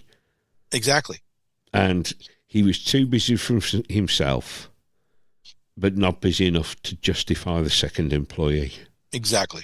Which, so it broke his heart to make the decision, but he said, you know what, I'm going to close the shop and I'm just going to go and get a 9 to 5 where I haven't got the stress, I haven't got the hassle, and I'll earn more money. It's like me. When I first started out, where I was turning it into a business, I've always coached, but as far as trying to make the business work for my students, I used to make my own strings. Okay. Yeah. But for me to make a set of strings to my specs takes me 6 to 7 hours. Yeah. Okay. Plus, I got to stretch them out to 600 pounds. That's my standard for it. That's cool if you're going to make one set of strings a week. Yeah. I can't even find that kind of time right now to make one set of strings a week between treatments and work and traveling and coaching and just daily life and dealing with lawyers and stuff like that for something I'm going through financially now and all that. I don't have that kind of time. Yeah. So I tried to find somebody who was close enough to what I would do, and then I would order from them. And the guy for a couple of years did everything, but when they grew too big, they couldn't do it. Yeah. I started to see a downfall in the quality, whatever. We had this conversation before about a string maker I wanted to try out, but suddenly they became the string supplier for a manufacturer. And they can't live like that. Not if they're not willing to sacrifice some of the quality for end users. Yeah, I think when you it's one thing growing organically and bringing on more staff and training, but when you suddenly go from being a mom and pop string maker to you win a contract for a major manufacturer, you've got to grow so big, so quick. That was my worry. Is quality going to suffer? Apparently it hasn't. So at some point in the future, I'll give them a try. But it was that I'd always got that nagging doubt in my mind. Eric Riggs started out small like everybody else with gas bowstrings, but he wouldn't go big until he knew that he could guarantee the quality wasn't going to change. Yeah. And he did it the right way. And he's continuing to do it the right way, because I'll tell you one thing, once something happens and people are not getting the same quality, people leave, don't come back, and they will never trust you again. But I mean, so he got a background, hadn't he? Hadn't he used to be the head of, is it AB America's Best Bowstrings when they were owned by the G5 group? I think he was involved with them, and he was a professional shooter before, so he knows what quality people are looking at for that. It was the G5 group, wasn't it? Their own elite. Yeah. So they're another group that seemed to have G5 is Prime. Yeah. G5 is Prime. Sorry. Yeah. They were another group. I remember Anthony saying he used to shit on them from the greatest height he could, because when the G5 group first exploded, everything was shit, because they own, isn't it them that own CBE as well? No, that is the outdoor group. The outdoor group Anthony was on about, wasn't it? Yeah. Said they used to have shitty customer service, but now they've turned it round. So he's gone from dumping on them from a great height to singing praises.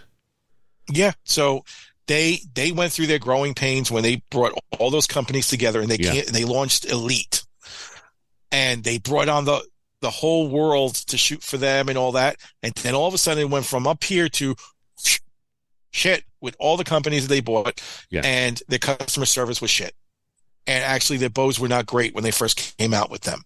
So the whole world went and started shooting Elite, and they're like, oh shit, these things suck. But then they did what nobody else does. They saw their problem. It took them a couple of years to get their shit together, and now they're one of the most reliable. That's why I have my kids shoot that. I don't need a bow that something's going to go wrong with it every couple of weeks. I personally do not have the head for that anymore. Can't handle it. PSE was the same way. Family-owned company, made the stuff. I had a problem with it. I called my guy in customer service. They shipped it out. I had it in a couple of days, and that was coming from the other side of the country in Arizona.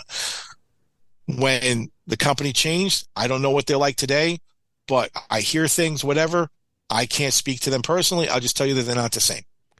So, the whole year as it's gone on this year, we're seeing changes. We're seeing people shift how they're doing business. We're seeing all kinds of things change in the industry to some really radical stuff that's happening. But I will tell you that, and you'll probably have to cut this episode into like two pieces if you want to have two videos for people not to watch 4 hours worth. But I will tell you that now the way things are, Elite and the outdoor group, I know I can trust their stuff. Yeah. Okay. Axel, the site company, I can still trust them. They still make great sites. Well, they're hard to get. Family-owned business, aren't they?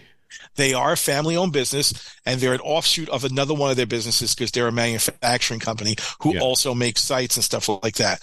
Axel's biggest thing, and we've discussed it a million times, is being able to handle the demand. Yes. So one thing I will credit them with, though, is their sites are hard to get, yes, only because they're not going to drop their quality to start producing shit in China. Yeah. They don't do that. So while it's hard to find and you pay a little bit more for Axel stuff than you will for other stuff, they've got their process down, and they're not going to sacrifice anything just to make people happy. Say, I'm flooding the market with my stuff. It's like trying to find that cigar that's hard to find in other places. Well, they don't make a lot of them, so that's why people sell out of them. Yeah. Fine. Same thing with Axel. They don't make a lot. They make as much as they can handle, and they don't sell out. So that's where the focus is going now. So the biggest threat. I had this conversation with Davey G on the last episode. We were talking about Chinese equipment. Yeah. And with the way things are going with costings, I said, I honestly think Chinese equipment is a gateway to the sport. It's a gateway to archery for a lot of people. And I was looking, the bow Davey G shoots, he shoots a San Leader Hero 10 target bow. You can buy a package from them for about 1,200 quid, which includes the target bow, everything, the sights, and a long rod, back rod, and mounts. That's a fantastic entry into the sport. It's there for people. It's a gateway. Once you get in, you're going to want to buy your Axel stuff, your CBE stuff. You're going to want to buy your Matthews bow, your Hoyt bow, your PSE, your Elite. But how many people? You're looking 4 or 5 grand for a top-end flagship setup now, aren't you?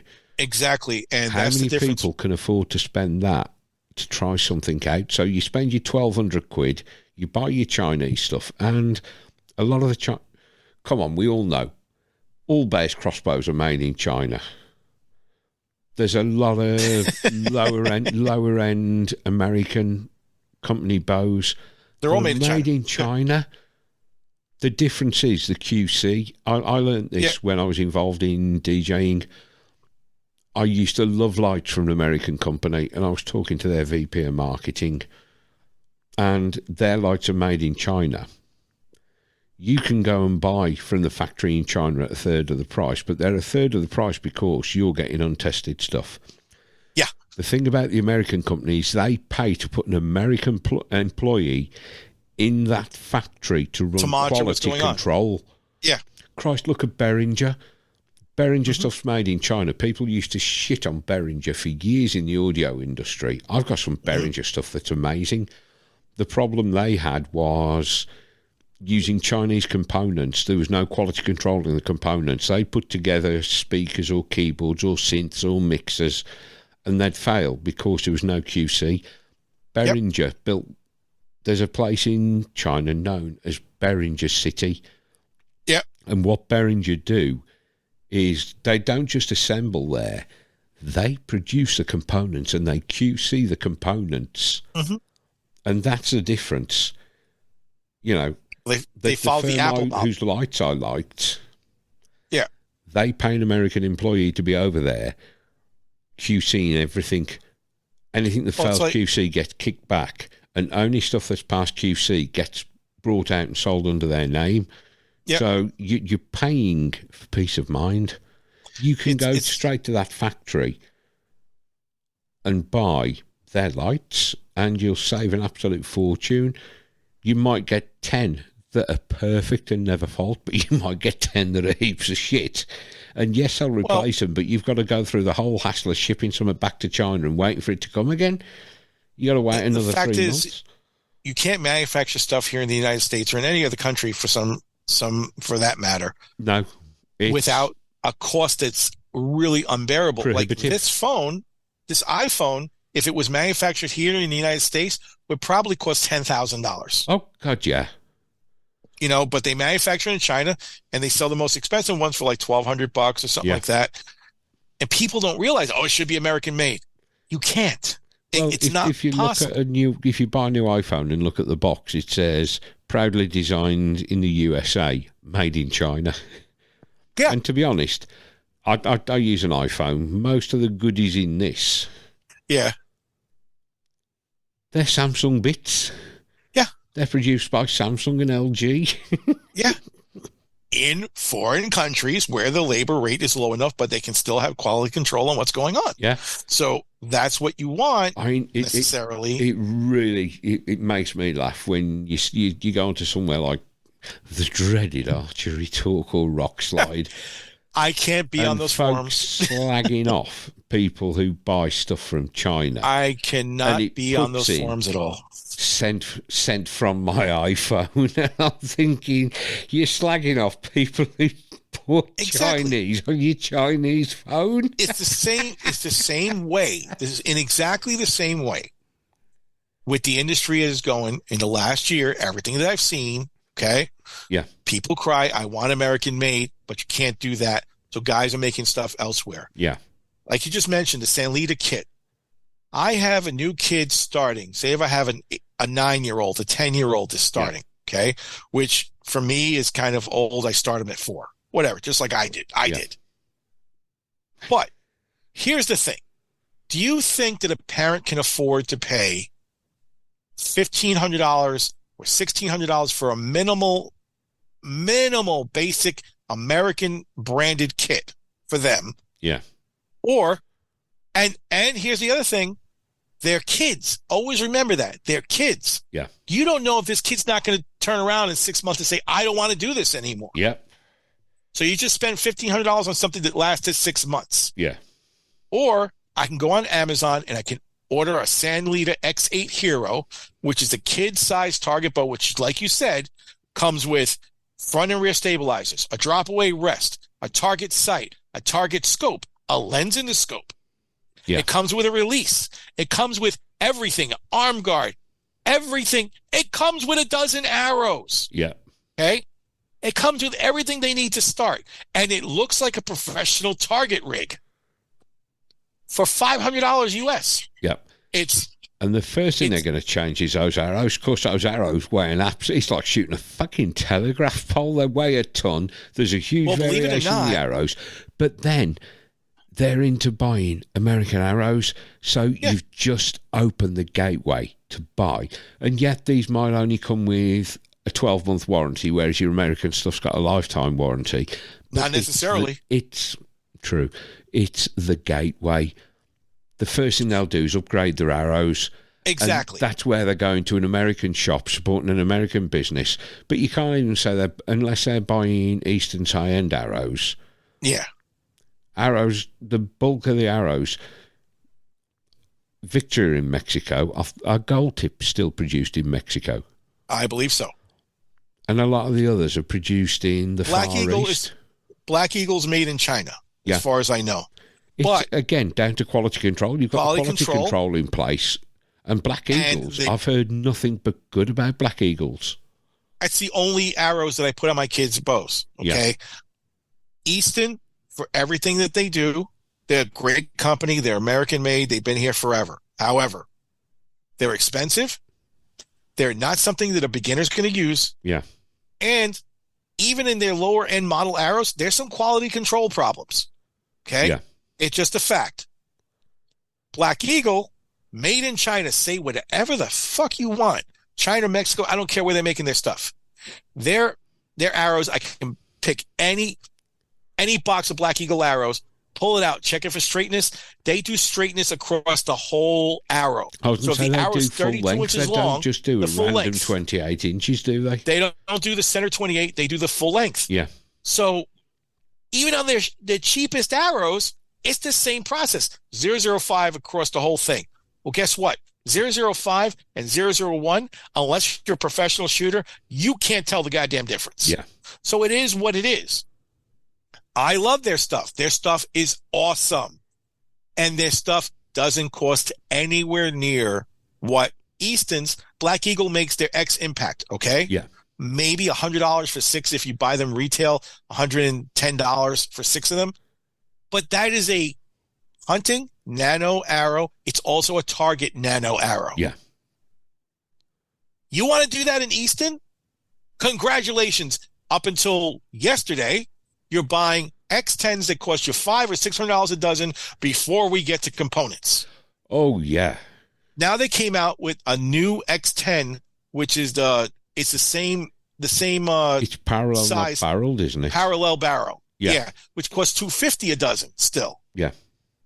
It's less, but still not affordable to a lot of people. Yeah. But if I can put them in X Impacts, and my girl won the state championship running X Impacts, not X10. Thank you, Easton. We didn't want to do yours because she didn't have $1,000 to spend on a dozen arrows. Yeah. Her X10s, her X Impacts, the whole thing for a dozen arrows with components, because they come with components, and then you just buy the tips or whatever you want to get. I think we were in the $260 range for a dozen, fully outfitted, jacketed, the whole bit done. Jesus. That's all it was. See, And to me, even that's eye-watering because I'm used to my cheap crap. now, if some of those brands, like the ones that you use over there and the ones that Stephen Hand talks about, ever made it to the United States, they will blow a lot of companies out of the water. Yeah. But they don't come here. Why? Because the manufacturers fight to keep them out. Yeah. So I still have people who order those Skylons from Australia to get them. They get them over here. I cut them up. I do them. They're great. Yeah. They're inexpensive, even with the shipping that you're adding onto it and all that. But the manufacturers are going to learn their lesson. And this year has been a big kick in the ass to them because they learned I can't jack up the price on a bow $300 or $400 for a flagship because I want to, because people aren't going to accept it. I think they've seen their sales tank. And you can't try to do stuff and get away with it without someone now holding you accountable. Yeah. Social media, for all its bad stuff, is the way where either you live or you die. Yes. So once it gets out there, you're screwed.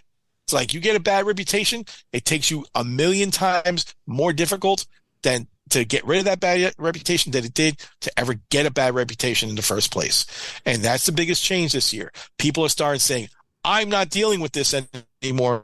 I'm going to go and do this. Bowtech listened, and now they're selling stuff out there. For all there is so much bullshit out there on social media. Oh, yeah. I think it is creating more accountability for companies. Oh, yeah. And that's got to be good for the consumer at the end of the day. And YouTube, for everything that it is, I call it it's not the evil, it's the devil and the angel on each of your shoulders, and you have to know which one to listen to because there's so much shit on YouTube that you can't tell what to believe and what not to believe. Yeah. So that's a problem because gone are the days when someone just listened to somebody and say, he's using this, so I want to use it. People are starting to wise up now. That's been the biggest change this year. Yeah. You notice that John Dudley has been a lot more quiet this year than he has been in past years. And I don't know if that's going to be because he's looking to part ways with PSC or not. I think once his contract is out, he's somewhere else. I don't know. I mean, PSC have given him one thing Hoyt would never do. PSC have given him his own bow. That's why he went there. I was actually listening to him. I've started listening to a couple of new podcasts this year. One's called Archery Unfiltered with a guy named Wendell Souza. Mm-hmm. And the other is Archery Country. They've got 5 stores, and they did a fascinating one with John Dudley. And one of the things he wanted to do was, if you've got a store, what he wants is shops to have inventory. Yeah. And he wants shops that know what they're doing. And he was talking about with them, if somebody wants to send him a recommendation for a shop, he'll go and walk in and see what they've got. Yeah. And see if they actually do know how to set a bow up, how to tune a bow. And he will then say, knock on nation approved, which I think for some of the small mom and pop shops would be amazing. Again, it'll give the them a lot. Everybody else. I know it sounds weird, but would it give them... We all know Dudley's he's a force of nature in the industry, isn't he? Would that raise their profile and help the little mom and pop stores out if you can say, you know what, John Dudley's visited me, especially for new people coming into the industry, coming into the sport. Mm-hmm. If you don't know a good shop from a bad shop, but you can think, well, hang on, this guy's respected, and he said, this shop knows what they're doing. They carry stock, because that's his other thing, where people go to shops and they haven't got the stock. Isn't it Dougie and the other half of Off Centre that said there's a shop by them? You can go in looking for something, he only sells Hoyt, and he'll sell you the most expensive Hoyt he's got. And once he's got you out the door, it's sayonara, motherfucker. Don't want to see you again. You got a problem. Yeah. Fuck off. So what John Dudley would like to do, I understand that completely. And it's going like that cigar guy that I told you who limits who can sell his stuff. By doing that and saying they're knock-on certified, I know they're doing what they're doing, and they can sell my stuff because I'm going to make sure that they have inventory. It's not just his stuff, though. It's shops that'll sell 3 or 4 brands, and that won't just sell you the one that gives you the best margin for you. Yeah. The staff have to know how to fit you for a bow. Exactly. If a Hoyt fits you better, sell them a Hoyt. If a Matthews fits you better, sell them a Matthews. If one of his fits you better, sell them one of his. I think what he's trying to do is get a level of service that you can say, right, I'd buy from these shops because they know what they're doing. He's trying to control who's going to have the reputation to sell his stuff and do the right thing. Yeah. And that's great. It'll be very hard for a lot of people to maintain that because they just can't get good qualified help. However, if you have a knock-on certification, I will tell you it will be the first time in ages that, or ever at all, that there's a certification that can be applied to a shop. Yeah. Because there's a difference between dealer authorized and dealer certified. Yes. So authorized just means you bought stuff from us. You can go to this place and order stuff, and they should know what they're doing. Hoyt used to have you go through a whole thing where you had to learn how to work on their bows. Yeah. I don't know if they still do that. PSE had an archery school. I was going to say PSE had one as well where dealers went in and they taught them. I did it a couple of times. I went just bows, for giggles. didn't they? Yeah, I went over there and I did it for giggles a couple of times. And I loved it because it was a shooter school and a tech school all at the same time, and anybody can go, not just the dealers. But they taught you everything about their bows, including little stuff that most people didn't know about timing and stuff like that, specific to their bows, which was very, very important. I think that one of the first things that went when they changed ownership was, to my knowledge, Alexander Kirilov, who ran that program for the bow tech school and for the shooter school, is no longer doing them. And that was the thing with him and Pete when he owned the thing. He worked out of PSE's factory. That's where the school was. Now, if all that's gone, there goes probably one of the only programs in the world you can go to and learn that. There's other guys who do bow tech schools and stuff like that. Few and far between, very expensive to go. And then the fact is, you would go to one of these guys, say, I graduated from this school. And if you showed that to somebody, they'd be like, who? You know what I mean? Who certified you? You know what? This has just made me think when we were talking on the group chat the other night about bow development, and I said Shane Chunning had said the new Matthews, and Shane Chunning, I've watched so many of his videos, and he deep dives every bow. He hasn't done a video in a long time, but yeah. And he said the new Matthews lift is the first Matthews that's intrigued him in years, and he could be tempted to buy one. Then Anthony said that the bow manufacturers seem to be following the car manufacturers in their launcher model. Several years of just small incremental changes that they could have done from year one. Yeah. Just to keep you buying and keeping it fresh every year. Then suddenly there has to be something new that they got to put in there. Well, I mean, how long had Matthews had the concentric cam? When did the Halon first launch? What was it, 2016, 2017? Around 2016, years farther on. Mm-hmm. So they keep changing. That PSE thing was almost like, he said he was following the car manufacturer's model. The PSE bow school would be like what car manufacturers do with techs at main dealers, where every year they have to go in to learn the new technology and they're taught the correct way to do things. Exactly.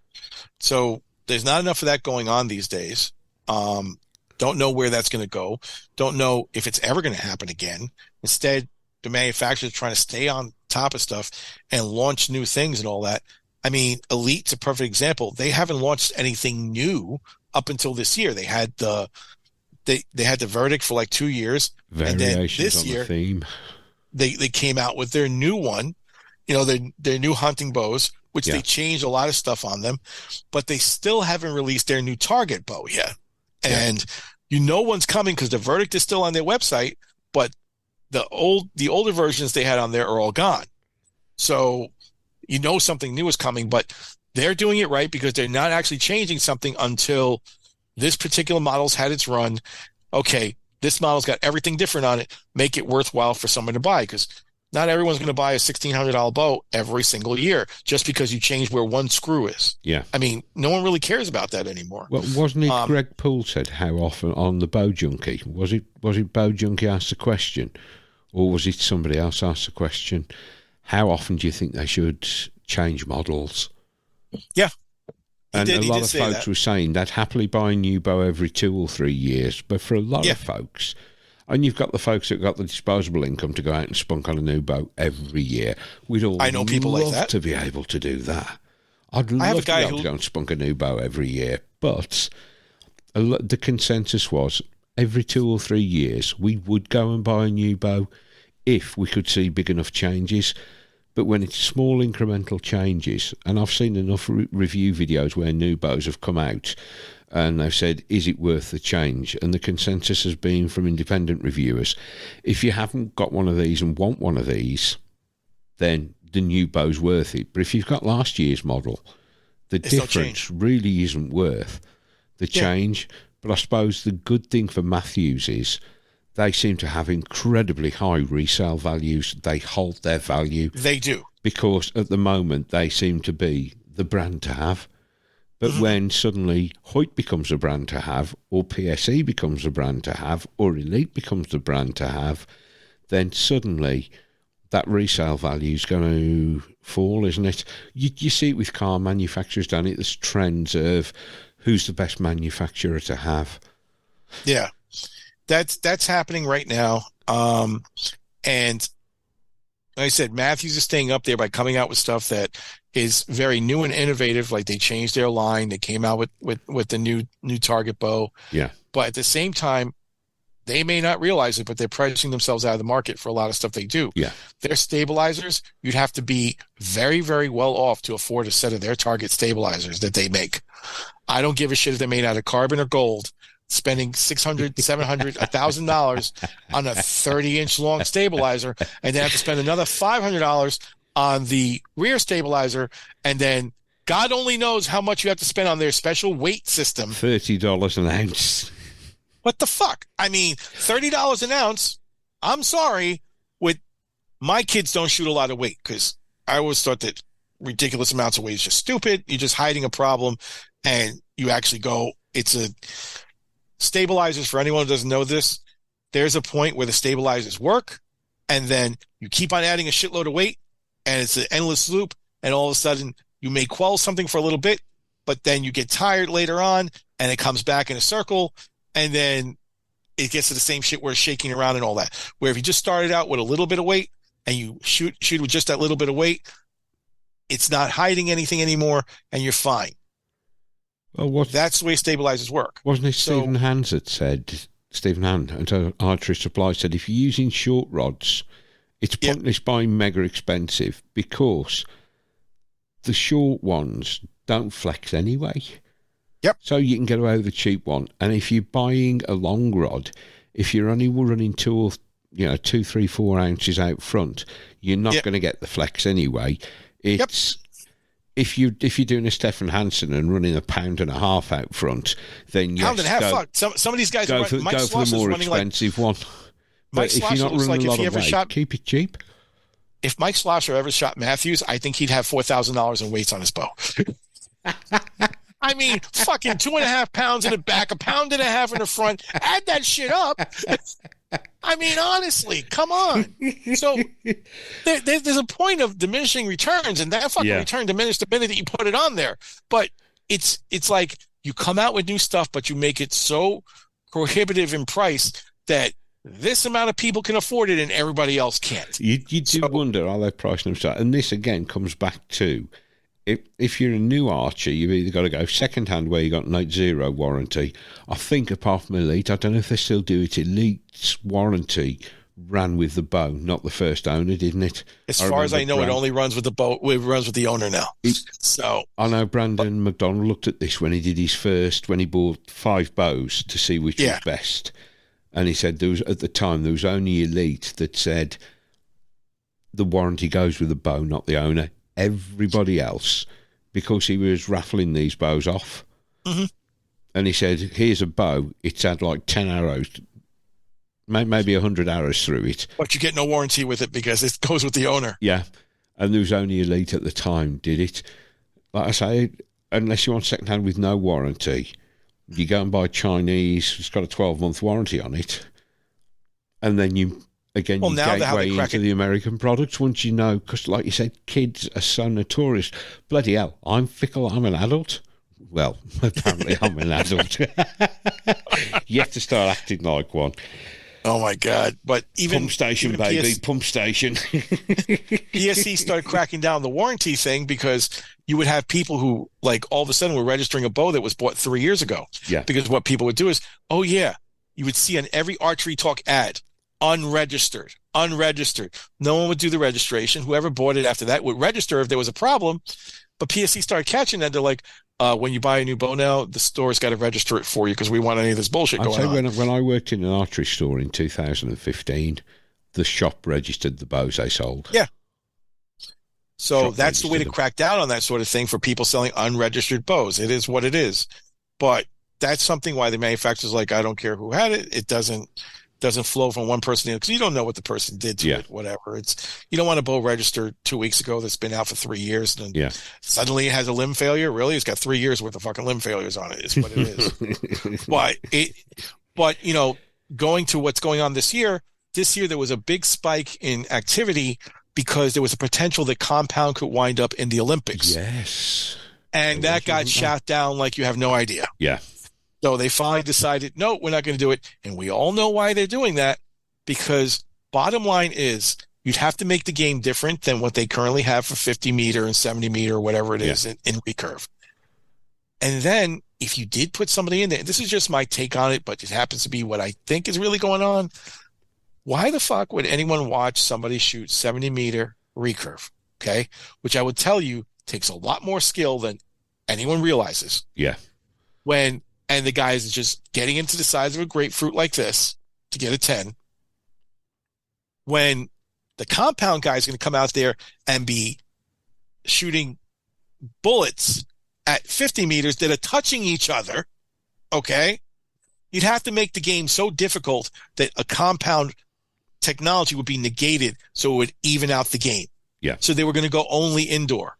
But then the Olympic Committee said, as a debut sport in the U.S. for their Olympics, I think in 2028, they said, no, we're not going to do that. We can give it to some other sport.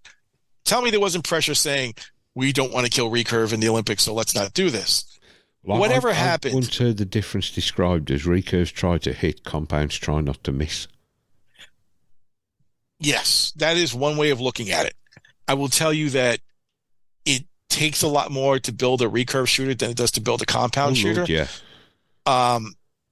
It just is what it is. And worldwide, recurve is the deal. In the U.S., compound is the deal here. Yeah. And people don't understand that. So when they were pushing for compound, they got to understand that worldwide, all the other countries are raising teams that are in the compound World Cup are kicking Americans' asses sometimes now. I mean, you have India even winning a lot of the World Cups and stuff. They're doing phenomenally well. Yeah. And they're doing that. But again, they're not getting the popularity behind it. They're not even saying, oh, yeah, you know, when somebody wanted with, I think it was a PSE bow and somebody in India or something like that, I think. But they didn't make a big deal about her shooting PSE. Like, PSE didn't say shit about it. Yeah. Like, either they're not sponsored, they didn't know, whatever it is. So in other countries, they don't push it so much. So imagine trying to get the worldwide focus on the Olympics for compound when it only matters to this much of the world in the U.S. and the rest of the world doesn't care. Yeah. You know what I mean? You know what? I'm getting things popping up in my head as we're talking that I've got to mention. World Archery is one of them. Well, before I forget about it, have you seen the new Athens bows? Yes, I have. Small manufacturer with a lot of technology. They're following Bowtech and Elite, aren't they, in making their bows tunable without a press. But they've patented their method, so they've obviously not just ripped off Bowtech or Elite. Yeah. But are we going to see more manufacturers doing this? Because we've got the likes of Jeremy at the Archery Shack pushing for people to be able to tune their own bows. You got MFJJ. He desperately wants people to be able to tune their own bows. And you'll see that OMP and all these other companies are making stuff geared towards the end user and not a shop anymore. Yeah. So they're making bow presses that work for the end user. They're making stuff affordable for the end user. Are we going to see All more that. manufacturers make bows more tunable for the home user? That's what they want. So there's another company. I believe it's, what the hell is it? I think it's Viper or something like that. I forget the name. Oh, what the hell's the name of that bow? Hold on a second. Let me look it up. It is, let's see. He's been around for a couple of years. Let's see what the company name is. We're talking compounds. Yes.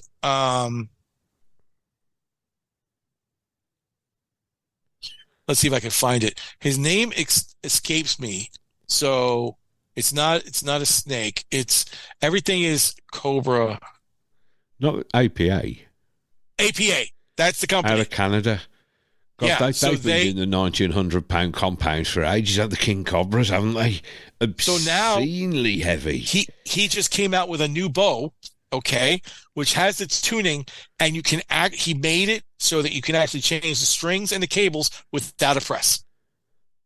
I remember when I first went into an archery, when I worked in an archery shop, there was an old PSE system. It only worked on certain PSE bows, and they were two just dowels that you threw an inch on the string, dropped the dowels into the cams, and you could work like that.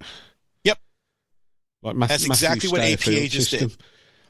APA just did that, and the pin is built into the bow. You can secure it in the bow, and it comes out of the bow. You unlock it, whatever. And in the field, you can actually stick it in a cam in a special slot that's been machined for it and test it so it wouldn't blow the cam up like idiots who put a screwdriver instead of the cam. God, drives archery back in the day. They disappeared from YouTube, and the only thing I can say is thank God. Yeah. Whatever. Take So your APA Allen pin, has- throw it through your cam. The PSEs were similar, weren't they? They had a specific hole machined in the cam for this metal dowel to go in, and we'd got this kit on the back wall at the archery shop I worked in. PSE kits, just a round metal thing, but it was cam specific. Yeah. There were only APA, certain cams you could do it with. He just did a video maybe a week or two ago where he announced a new bow, and it has it built in. And you put it right in there, and then you can change the cables, you can change the string, whatever you want to change, you can change them all one at a time, and it's crazy easy, and you can do it in the middle of the field. Okay? Yeah.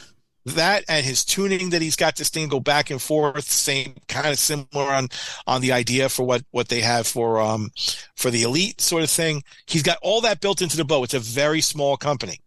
Of course, he's also into 100-pound pole bows and stuff like that. He's but the he one makes that a 60, 70. he machines into the riser a broadhead wrench, doesn't he? And he's got that Broadhead wrench, the tree hook built. The tree hook, which is the cobra teeth, is the tree hook you can hang it on. They look like a reverse hoit, don't they? Where the whole tech riser's got the bridge on the back of the riser, APAs have them on the front. Yep.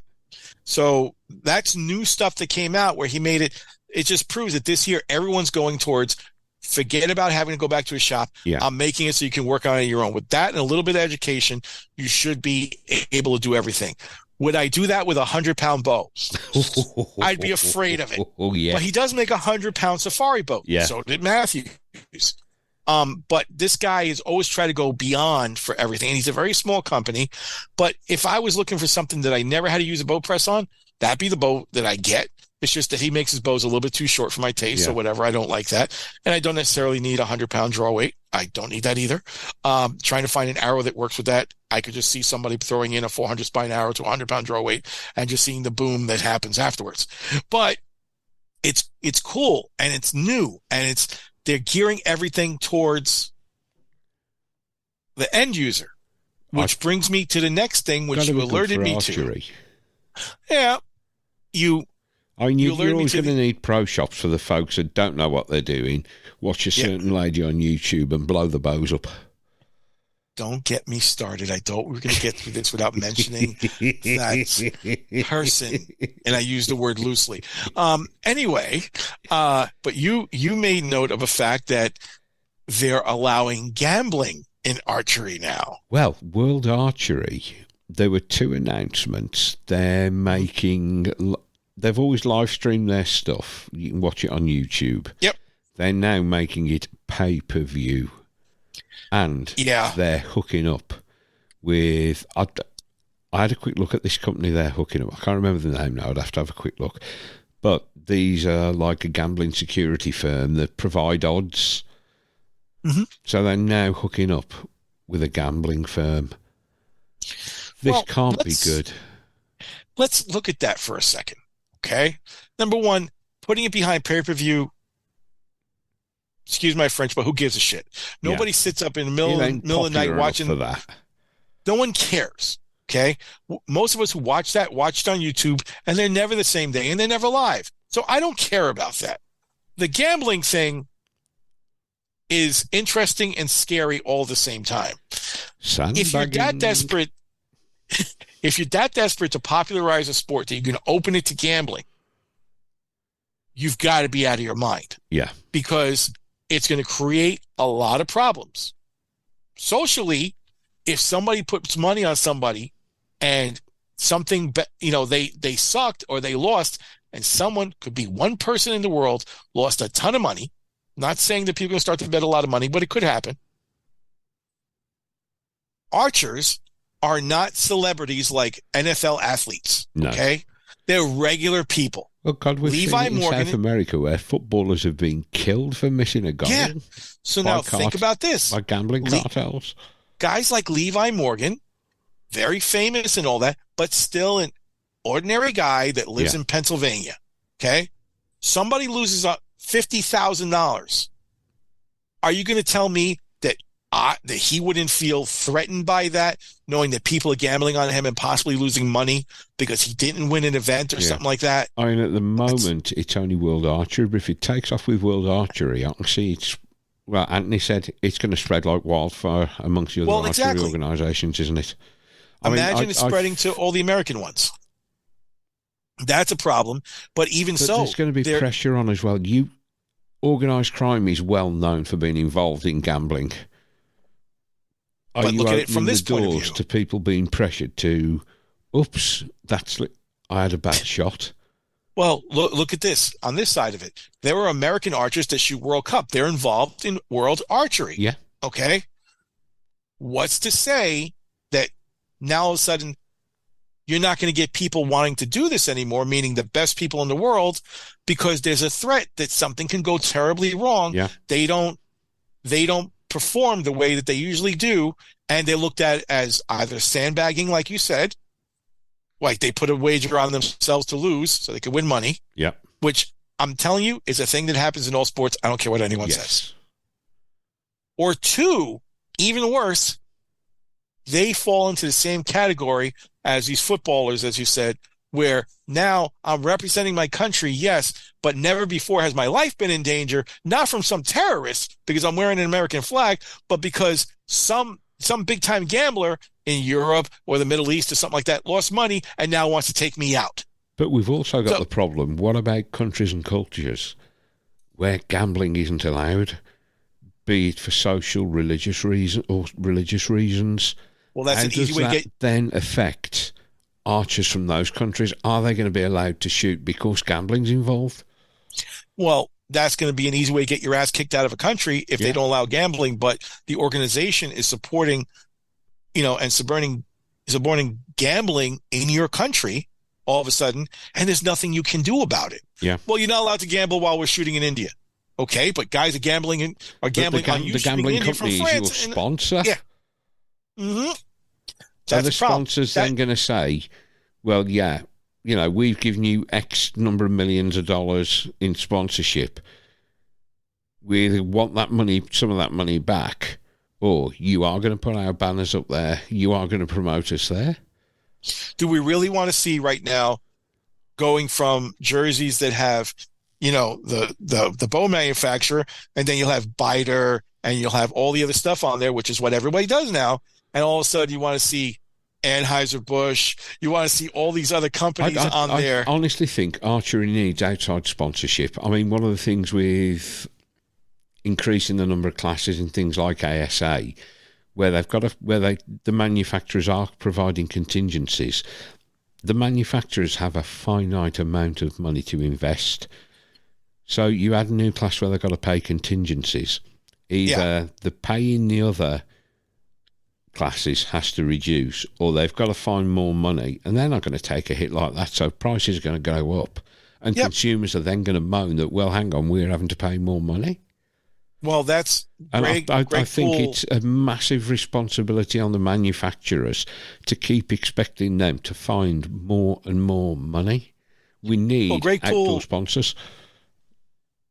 Greg Poole brought up a big point a couple of years ago. He said, listen, here's the problem. Years ago, and I remember this when I was a kid shooting, okay? Yeah. There was a pro division, and you had a limited number of pros who were getting even the free bows from the manufacturer. Yeah. You could be a pro, still have to buy your own stuff, okay? Then we went from that to now there are a lot more pros shooting as sponsored shooters, getting this stuff for free, okay? And then that degraded into now you're paying pros where this is the only thing they do. Yeah. And everybody wants to do the same thing. Okay, I get it. They're that good. They just want to only do this. They're getting paid. Fine. That exists in other countries. Other countries pay and support their shooters over there, so that's all they do. Here, most shooters have a second job, and they're still trying to, on their own dime, travel. Yeah. But the problem you get into is this. Now, people expect that to trickle down through all the ranks. Yeah. So now every pro wants to get paid, okay? And then the amateurs want to start getting paid too if they're sponsored. And it's gotten to the point, and I shit you not, Greg Poole brought it up, I see it all the time, where some of these parents of kids who are shooting in national tournaments because they're traveling from one place to the other, they're like, no, you got to give my kids free bows, and they got to get paid to shoot at tournaments. What in the shit am I going to pay a 12-year-old to shoot over? No, you can't do that. I think this is where a lot of people think pro staff means professional staff. It doesn't. It means promotional staff. I mean, there's professional staff and promotional staff. Yeah, there's two different types. You look at you watch the ASAs, and the big names have factory staff. They don't have pro staff on their jersey. They have factory staff. I mean, even a lot of I first noticed that I was very ignorant to this before I listened to Bo Junkie, and I thought factory staff meant that's all they do. But no, even, was it Cara Kelly qualified as a nurse while still travelling the country to shoot tournaments? You know, they're going to school, they're working full time, and they're still doing this. And these tournaments aren't cheap to enter, are they? No, they are not. And when you've got to fly yourself all over the country as well. So I don't know how vacation works in the States. Over here, you're allowed, as a full-time worker, you're allowed 5.6 weeks paid holiday a year. Yeah. I know it's a big thing in the States, isn't it, to get paid vacation, paid holiday, or can you work extra hours some weeks to take out furlough pay, is it? No, most places you can't do that. Most places have a set number of vacation days you have, and you have to use them sparingly, whatever it is. What you'll find with a lot of people who shoot on the national tours, they have their own businesses or whatever it is that they run, and they can take their own days off because they got staff to run the business when they're not there. But like you said, with the factory staff thing, you may see Dan McCarthy with factory staff on there, Cara Kelly with factory staff on there. Yeah. That's all well and good. But when you go to one of these 3D tournaments, you'll see hundreds of people that say factory staff there. Wow. Because like with Matthews, the top shooters, they all wear the factory staff thing. But in their programs that they have, there's a ton of factory shooters. It's just that they increase the numbers they have, and they only pay the top level guys. Yeah, they only pay them. You've got to be of a certain level before they can, and they're going to want a return on investment, aren't they? But I mean, yes, they do. They got to see that this person's going to every shoot, talks favorably about their product. X amount of money. Because for some people, factory staff just means they're giving you a free bow every year. Yeah. Okay. But if that free bow costs Matthews $1,000 to manufacture, you better be bringing them back value of 4 or 5 times that. Yeah. For them to give you a bow, you've got to sell. But this has got to be hard to track. I mean, I like what some of the shops are doing. I love watching Tex Grebner videos. He's sponsored by Three Rivers Archery. Yeah. And they give him a discount code to use on his YouTube videos so they can track who's generating what business for Exactly. them. And that seems like a really good idea because I've said I would never... I'm nowhere near good enough to be a sponsored shooter. But you think if this podcast blows up and suddenly I'm getting stupid numbers of listens, I wouldn't want to be a sponsored shooter because I like being a potty-mouthed gobshite. I like to say what I want about who I want. And I don't want to be beholden to a particular manufacturer or shop that I've got to say, these are amazing. If I get shit... you've seen tonight, if I get really good service from somewhere, I'll shout it from the rooftops. But likewise, if I get shitty service, I'll call them out on it. And if you're beholden to a shop or a manufacturer, suddenly I think you're compromised. If I see bow reviews or gear reviews from sponsored shooters, I'm always, is it bullshit. Really that good, or are they just saying it because they've got a free bow and they want to keep getting free shit off the manufacturer? Exactly. Half of it's bullshit that they're saying anyway because they've been told that you have to say this. Yeah. But the way they do factory staff is you originally start with a grassroots program. You're a shop shooter. Yeah. So you work for the shop or you shoot for the shop, whatever, and the shop gives you the bow on their cost or discounted, whatever. And then you're going to the shoots and you're helping out at the booth for that manufacturer, whether it's helping people with their bows because someone buys a Matthews bow, they're needing help with tuning, whatever. And then those guys will help you over there, do everything. If they see enough value in you doing that, then they may move you to factory staff. Factory staff means you're shooting good enough because you go into all the national events and all that stuff. Yeah. Again, every manufacturer does a little different, but you're also free labor. If you think about it like that, because when they have major shoots, those guys are working the booth. They're doing everything over there. They're the face of the company spread out. So if one of those people that they have is bad-mouthing the company or is an asshole to deal with, they're going to be like, this is not someone we want on factory staff. And then if you're winning, they may consider putting you on the title doesn't change, but you're drawing a check from them for wins and stuff like that on a regular basis. So they may pay for your tournament entry fees. It starts little and then goes bigger. Yeah. There's a level where they pay for your tournament entry fees. There's another level where they're going to pay for your tournament entry fees plus your travel. You know what I mean? They're not going to pay for a loser to go to 15 different locations across the country. That's a lot of money. Again, you can't make any of those unless they see a return on investment. If they don't see it, you're not going to get it. So everyone thinks that their kid, because their kid is going to national shoots and all that, deserves part of that money. I think this is why we're seeing more of. I mean, Chris B annoys me at times, but he makes amazing videos, and I can't help watching his videos. He does raise the profile of whatever he's promoting. He's a social media guy. It's what he is. Dan Staten, he works so hard at raising the profile and providing a positive image of Matthews. He goes out and he shoots monster elk with a Matthews bow. You know, it's what they want. Like I say, that there has got to be a return on investment. They're not going to hand out bows willy-nilly. But even with that guy, how many people... even with that guy, how many people are going to go buy Matthews bow just because this guy is shooting that? Not as many as you may think. However, he makes Matthews appear in a good light. Yes. And what happens is when you go to a shop, that even though you're not buying it because of him, that may stick in the back of your head. You know, I saw this and it seemed like everything looks good on this. I never seen anything bad. Yeah, I want to get this.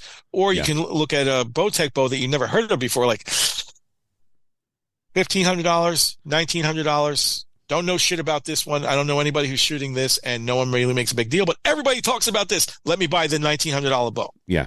That's what they do, and that's how they live on this stuff. Like the guys that I bought this T-shirt from, and I've got to say, when I bought this, when I've bought stuff from Stephanie at Shooting Skulls, there's always a little note in there saying, thank you for the support.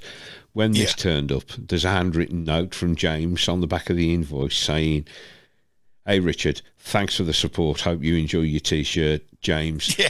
Things like that make such a difference. But he's always shot Bowtex, James Visser has. Yeah. And I commented on the post when it came out that Tim Gillingham and Carl Douglas had their contract severed. Are we going to see the Bow Disciples? And lo and behold, they're now shooting. They seem to get more, but they've always been very positive about Bowtech, so you can see why. And they're one of the few people you will see on social media shooting Bowtech. I mean, Archery Hooligan ripped them apart in one of his memes. You know you've made it when Archery Hooligan nails you. And people were saying, oh, God, who's this clown? Who's this joker? You know what? The guy's a really good shot. And he promotes Bowtech. He will. They'll be honest and say, oh, I don't like this, I don't like that. But also say, overall, this is a really good bow. And he promotes them in a very positive light. And I think he's San Diego based. Yeah. And the shop he uses, the bow and arrow shop, the guy there, he's a beast of a guy, the bloke that owns it. But again, very positive reinforcement of the image for Bowtech. Yep. And you can see why. Listening to Wendell Sousa on Archery Unfiltered, he's really funny. He's like Rogan. He sits and smokes weed and podcasts. I didn't realise how good he is. He's, as an amateur, he won Reading. Mm-hmm. But he said, if Bowtech are making $300,000 available in contingency for amateurs, are we suddenly going to start seeing sandbagging where people are going to they're not going to want to move up to the pro class. They're going to want to shoot down to an amateur class. Well, that's what happens to get into that money. In 3D, okay, this is the only one it happens in, by the way. In 3D, you shoot your way out of your class. Yeah. Okay. So you win, and you take a first podium spot maybe 2 times in a row. It's called winning out of your class. They automatically put you into the next class up. What a brilliant idea. Nothing stops you from going to the highest class, just starting out in the highest class, right? Auditor. But they make you start. They guarantee that you're not going to win. You're not going to dominate one particular class in the lower ends forever, because once you win out, you're going to the next one, buddy, where you're starting at the dirt, and then you're going to work your way up and win out of that. So they look at a gradual improvement of somebody if they're not just going to go directly for pro or whatever. Yeah. I think that's a really good idea, because it'll help stop the sandbagging. In the NFAA, for pro, like I'm a pro in the NFAA, you have, back in the day, the way it was, another pro had to nominate you to become a pro. Yeah. And they would have to guide you for a while. And that's the way I did it. Okay. Now they got rid of that. And now what it is, you have to shoot within the top 5% of the winning scores at nationals or whatever, at a national event. And then you can submit your application for a pro card, and they'll give you a pro card. Yeah. So they don't want just anybody saying I'm a pro because they got a card that says they're a pro, whatever it is. That's what they're trying to keep out of.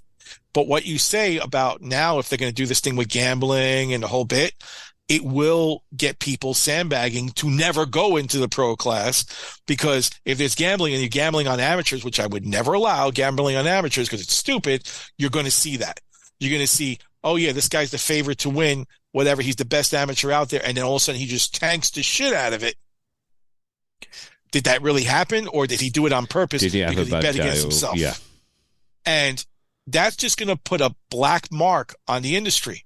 And the thing is, they didn't allow gambling in the NFL or professional sports here in the country up until the last couple of years. Has that done good or bad? Hard to say, but gambling was always a bookie thing where you had to go to somebody illegally and place a bet. Now you want to bring that to archery. Are you going to bring some popularity? Probably. People who never have heard of it before are going to start wagering on it because it's something new to bet on. But how much good is that going to do, and how long is it going to be before it starts turning into something bad? And it could turn into something bad very easily because we're not as heavily regulated as every other sport. Yeah. We're just not. So that's going to be a bad thing. I don't know if World Archery is going to get away with doing that. If they're saying that that's what they're actually going to do and they've actually passed it, then look out, because 2024 is going to be strange. Yeah. But I don't know how that's going to go. I think we do need, for it to grow, we've got to do something to make it exciting to watch, to grow it to the likes of, fuck me, I think golf's boring as fuck to watch. But to grow it like that, you got to make it exciting to watch, and you're going to need outside sponsors. But the only one I've seen really make an effort with outside sponsors was the year John Dudley went to PSE. Brian Quacker, Pigman, went to PSE as well. He brought Monster over. Monster, a big outside brand, and they're not afraid to pitch in. My lad used to play in a band. They were sponsored by Monster. I mean, the only thing they used to get was every month the van would pull up and drop them off a 6-foot-high pile of slabs of Monster. God, my lad was drinking 6 or 7 cans a day. He got to a point where he got a pre-ulcer. He went pescatarian and he eating fish for several years because he couldn't eat meat. It would trigger off his stomach. Well, that was a give and take sort of thing because Monster is an energy drink, and all of a sudden they start sponsoring some archery stuff or tried to get into it, but there's enough people who know that energy drinks are not good for you. Yeah. And a lot of the folks that are into archery now, because of COVID, are this new wave generation who are like health conscious and shit like that. I hate to say it. So do you really think that they want somebody who sponsors a sponsor who sells basically poison, according to what these people call it, involved in it? If you had just gotten Coca-Cola, which owns Monster, I believe, if you had just gotten Coca-Cola or some other company to sponsor it, it's a big thing. But they went for the lower end, trying to make it to the bigger end, but they kind of got bitten in the ass because now all of a sudden they didn't like what came with it. The only firm that seems to book that trend is Red Bull, isn't it? But they are associated with extreme sports. Yes. You know, they're mountain biking, their cliff diving, their air racing, even their soapbox derbies are freaking hilarious. I mean, for years, there were little cars running around here with a gigantic Red Bull can across the back of the car because they were actually giving those away, and I would see them every now. I still see a few of them sometimes. But last thing I'll bring up, because I got to go to my appointment. I was going to say, you've got your appointment coming up, haven't you? And we've been on this thing for almost 3 hours. Wow. But here's the last thing. When it comes to sponsorships and stuff like that, this is why I've lost faith that the industry will not ever hook on to anything big like that. When Pete Shepley sold PSE, I think our last great avenue to get legitimate sponsors like big companies like Coca-Cola, Pepsi, and all that involved in archery went with him. Yeah. Because Pete, a lot of people don't know this, and I knew him for a long time and knew about him, met him, nicest man, most down-to-earth person you could ever meet. The fact that he is no longer involved in archery because he sold off PSE, I don't know if he's got anything to do with the company anymore or whatever it is, to me was the biggest loss, and people don't even realize it. But Pete was also into bull roping and stuff like that, cattle roping. The PBR is a gigantic sport here in the U.S., 10 times bigger than archery will ever be, okay? Their tournaments for roping bulls involve $10 million, $20 million as first prizes, okay? When we had Vegas, always it would be the immediate week before was a professional bull roping competition in the same hotel where they were having our Vegas championships. Yeah. And Pete was like, we got to try to get those same kind of excitement and sponsorships over here because a lot of people shoot bows, don't get me wrong. Even fewer people are involved in calf roping and cow roping and stuff like that. But it's 10 times bigger and brings all this money. Why can't we do that? And it's the way that the industry is run and stuff like that. He's like, and people, the companies don't want to be open to doing things. And he tried to change that for years. He's like, why in the hell should a top prize at a bull roping competition be $5 million, which is watched by so few people compared to what we do, which is watched by even fewer, but they get $5 million and all kinds of crazy sponsorships for one tournament when all their places, they have bull roping here in Madison Square Garden. Okay.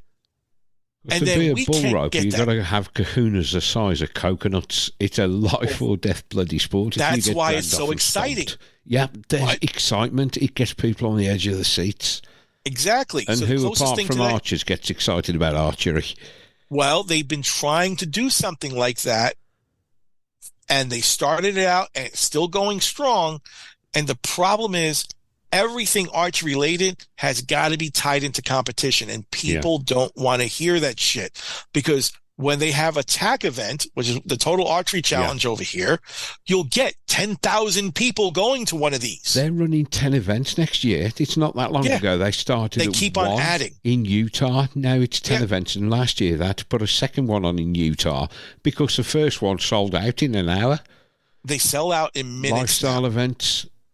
And you get all these people going to these things, okay? They're paying more than they pay entry fee to go into a tournament, okay? They have fun. But they're not just shooting 40 targets. They're shooting at least 100 targets over the 3 days. They have all these different courses. They have all these different things they can go to. They're having fun. There's no competition anxiety on them or anything like that. You can compete with your friends if you want to.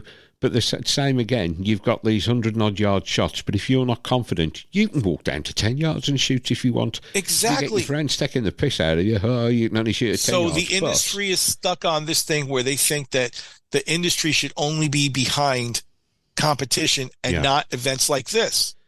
TAC are the fastest growing events in the industry. Look at all the people doing Lifestyle events, Northwest Mountain Challenge, same kind of thing. So for TAC, you've got all these different supplement companies, okay? Yeah. They all support TAC events. Yeah. They have all that there. Their banners are everywhere. The next thing that'll happen is bigger companies are going to start, sponsoring events. Yes. You might get a beer company, a soda company, whatever, sponsoring this thing. That's not very far off. Oh, Christ, you might get side-by-side companies, Polaris, all the likes, because they use their vehicles. They already got that. So you see Polaris at a lot of different events. So they have all that, but the industry is hesitating to put passion and sponsoring behind events like that, which was started by 2 guys. Yeah. They're like, yeah, no, this is not for us. We're all about this competition. Okay. They're very focus centric on win prize money and this and that. All right, fine. How many of the people out there actually compete and have 1/10 of a millionth of a chance of winning that prize money in Vegas? Yeah. Less than 20. Okay? Because it's always the same people winning the same competitions every fucking place. Yeah. But when you go to TAC, if the companies got behind that and opened it up more towards that sort of thing, all of a sudden you get all these other companies investing in you. You've got so much more exposure to TAC because target competitions, you get target archers. TAC, you're suddenly opening it up to the entire hunting community. You got a bow, you go to a TAC. Just want to go and have a weekend of shits and giggles. You're opening up this massive, massive audience to these lifestyle events. And it does need to, I think, lifestyle events are going to be the way forward. TAC's growing so much faster than ASA. And TAC brings together hunters, target shooters, and traditional shooters. Yeah. Okay? They all go. Tell me you can go to one national championship that's a competition and see traditional shooters over there. Well, haven't in ASA mass. just dropped the trad class? I don't know. Was it archery? It probably did. It wouldn't surprise hooligan? me. It wouldn't surprise me if they did because, just like the crossbow class, why are you going to put up a whole class if you have 3 people competing? Yeah. I mean, it doesn't make any sense. It's about numbers because at the end of the day, ASA is a business. Yep. It's when Bojan Greg Poole talked to Paige Pierce about why women's known and people are bumping the gums. That's where the numbers were. She dropped all these numbers that known classes. It's not a yardage judging competition anymore. It's an archery competition with known distance. And that's what people want to shoot. All the ASA have done is catered to what public demand was. That's what a business That's why the do. unknown is disappearing and the known is much more popular. But it's bringing more people into the sport. You have unknown and known still. Unknown still has a lot of people in it. Yeah. But what everyone sees as the best angle for them to get in is known. They want to get into known. It's a fixed thing, and it turns into a don't miss competition instead of a hope to hit competition. Well, how many of the women that shoot women's known pro would have gone into it? I mean, Paige knows how to judge distance. But how many of those other women now involved that have never had to judge yardage because they've come from a target background? None of them would have been involved in it. Paige has just brought a shit ton more archers in and expanded the ASA. Yeah. And to be honest, I think watching ASA shoots, I know it's a bit slower to watch than target archery, a bit sexier. Well, what you see is the finals of ASAs. You never actually see the ASAs. Not unless somebody's done a video of it, or competition archer media do on the range where they have a walk around and meet folks. Yeah, because when they, and I've shot in the ASA, I've shot in the IBO, okay? And everyone thinks, and I've done it since I was a kid, but I don't do it anymore because I just don't have the time, and personally I never enjoyed it. But everyone thinks that what they're seeing in the finals is what the ASA is. It is not. No. When you're shooting ASA, you have the course laid out in the woods. Yeah. You are going over there and you are shooting animals that are hidden by brush. You're shooting weird angles. You're shooting all that. And then once everything is done, they got the scores, then they go to the finals, just shot on a level open field, and that's it. The closest they have to something where it's just like the finals for the entire competition was, and I think it's dead now, was the OPA shoot, which was the Organization of Professional Archers. Yeah, that was one Levi Morgan started, wasn't it? Yeah, and they had that, and basically it was an ASA field shoot exactly the same way. Haven't they linked up with IBO now? And is it I don't know what they did. I think it was Mont de Lac. Was it Mont de Lac they had? Mont de Lac, yeah. And a that thing there. I don't know whatever happened to it, if the OPA is still going on or what the hell they did, but you don't hear about it anymore. No. So I don't know if they're still alive or not, but that was the closest thing. And then people would go to those things in mass the same way, like, they didn't have as many as Attack, but they had a lot of people going to them. But because the first year was by invitation only, you could be invited as a pro and go, and then they opened it up to amateur classes, but amateur classes want to get paid and all the other sort of thing. But then people started saying, shit, it's a competition. I don't like this. Yeah. I don't want to do this shit. So it kind of died out. You got to keep it interesting. They didn't. Yeah. So I don't know if they're even still around anymore. But I've heard like nothing you said, from it. Paige has brought a lot of people into it because and that's why Bowtech kept her. I will tell you right now, because she's a great representative for them. She talks to everybody. She's not arrogant. She'll get you on social media and talk to you there. She's not afraid to go off on social media either if you want to be an asshole to her. But Roger Gillingham was the same, wasn't he? He talked to anybody and help anybody. He still talks to anybody. Yeah. The problem with Tim is once you get him started, you can't shut him off. But Paige will bring all these women into the sport because they see a prominent woman now doing this. Yeah. And she's making it so that, like, you can do this too, and women want to get involved. Yeah. I think a lot of women are involved with that, not because of the fucking Hunger Games, which I keep on hearing. Oh, whenever they have a Hunger Games movie, that's why we have all archery blowing up. That just gets kids interested. It gets people interested as a temporary thing, and then they drop it 6 months later because they're not interested in it anymore. Yeah. But she gets a lot of people into it. So Bowtech did what they want to do, and they cut everybody else. And they left her there because she's their spokesperson. She is the one that they want there. She has such a massive social media presence, and she'll be on all the forums. Somebody comments and tags her on Instagram or Facebook, and she'll get on there. When she spoke to Greg Poole, she said, sometimes I can't because I'm just so busy. But she does her level best to respond to everybody. And if you're being a dick, she'll tell you you're being a dick. Fair play to her. She's such a good ambassador for our sport. You have one girl in the UK right now who's got as much talent as Paige does. Ella Gibson.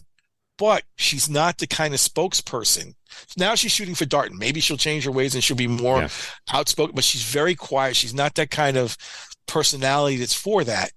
But she's great. She's awesome. She's talented as hell. Oh, Lord, yeah. Is she the same marketing machine that Paige is? No, she is not. Paige understands what the sport needs, though, doesn't she? And she's not been afraid to put herself out there.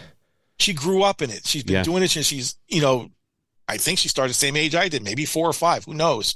But she grew up in it. Both her parents did it and all that.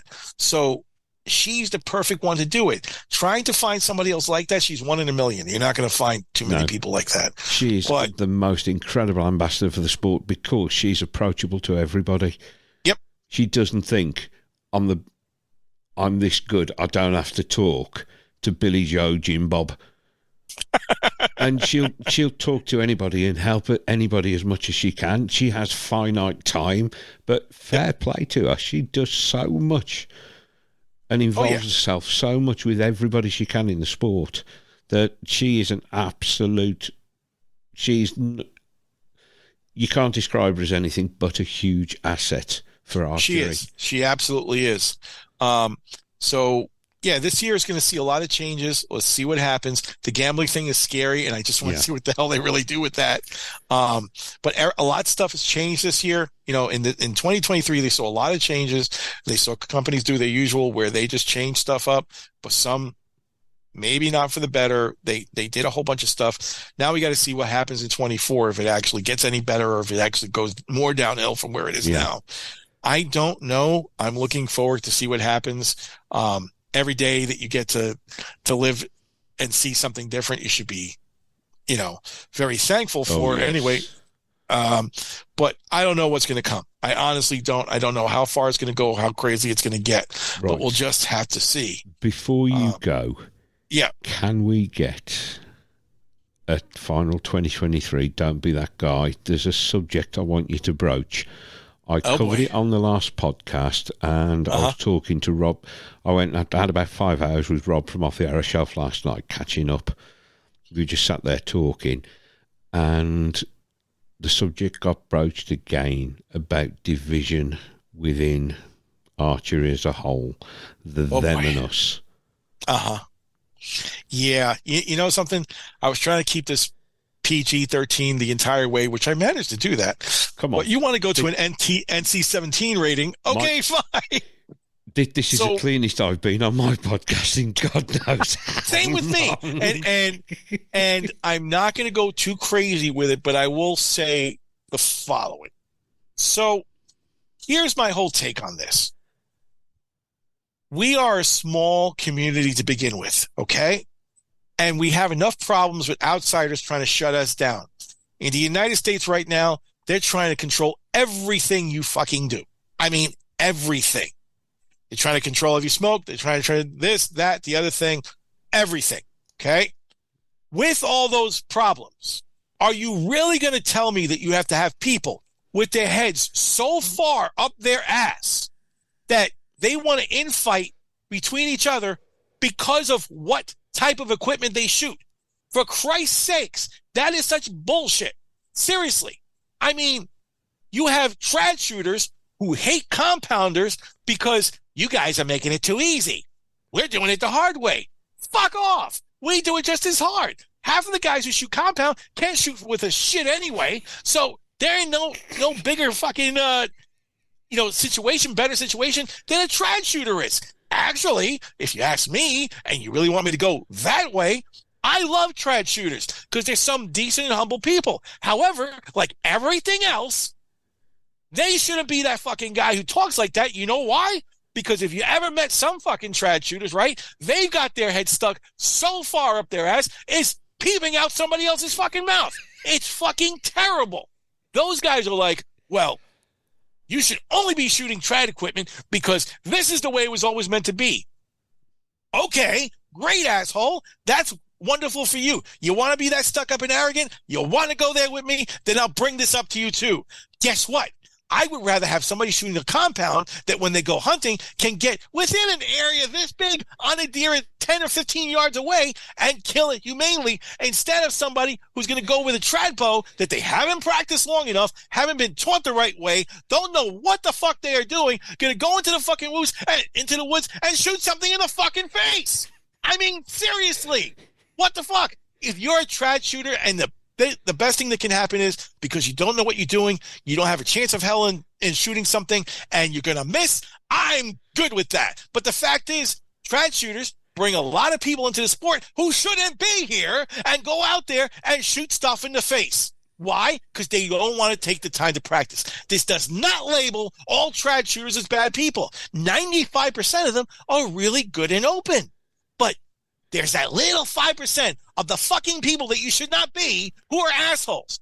Likewise, there's a larger percentage of compounders who are also assholes who are brand bashers. They're the ones who are like, if you're not shooting this brand, you are an asshole, my friend. To which I say, fuck off, because I can beat you with a $300 bow, and you're standing there with that $5,000 rig. It's about as good as an ass scratcher when I'm done with you, because you can't fucking shoot for your life.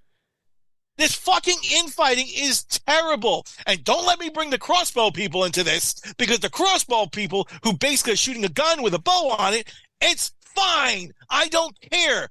Is it archery? Depends on your definition. To a fucking trad shooter, a crossbow is sacrilege. However, they've been shooting crossbows since the Middle fucking Ages. So guess what? It's more traditional than your fucking compound. So they all do that. And I have to go there, but they shouldn't be the guy who picks on the fucking crossbow guy unless you can hit every fucking thing you're aiming at without any kind of misses. Because guess what? A crossbow guy can't do that either. So if he can't hit anything that he's aiming at, fine, I don't care. But you're going to make fun of him for not being able to do that. But you're going to make fun of him also when he's fucking nailing one arrow into the other, because it's easier. Is it really? Who knows? To some people, trad is easier. To other people, compound is easier. To other people, I don't want to learn either one of those. I just want to go shoot something. I'm going to use a fucking crossbow. And yet you've got to be that fucking guy who wants to start a fucking fight among all three and be an asshole. Look in the fucking mirror. If this is the way you're acting and you're either one of these three fucking groups, you better realize something really quick. Everybody is out to get us. And this infighting between us, they're going to make it that much more easy to take us down. So don't be that guy who's a complete and total asshole just because you fucking want to be.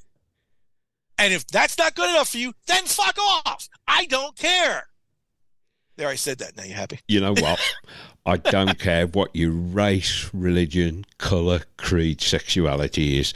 We're all fucking archers. We all love shooting a bow and the flight of an arrow. Put the division I will only aside. object to one thing with that. There is a certain species of human being here in the States. Now, I'm sure they exist in other places, but what the fuck? I'm going to bring this up anyway.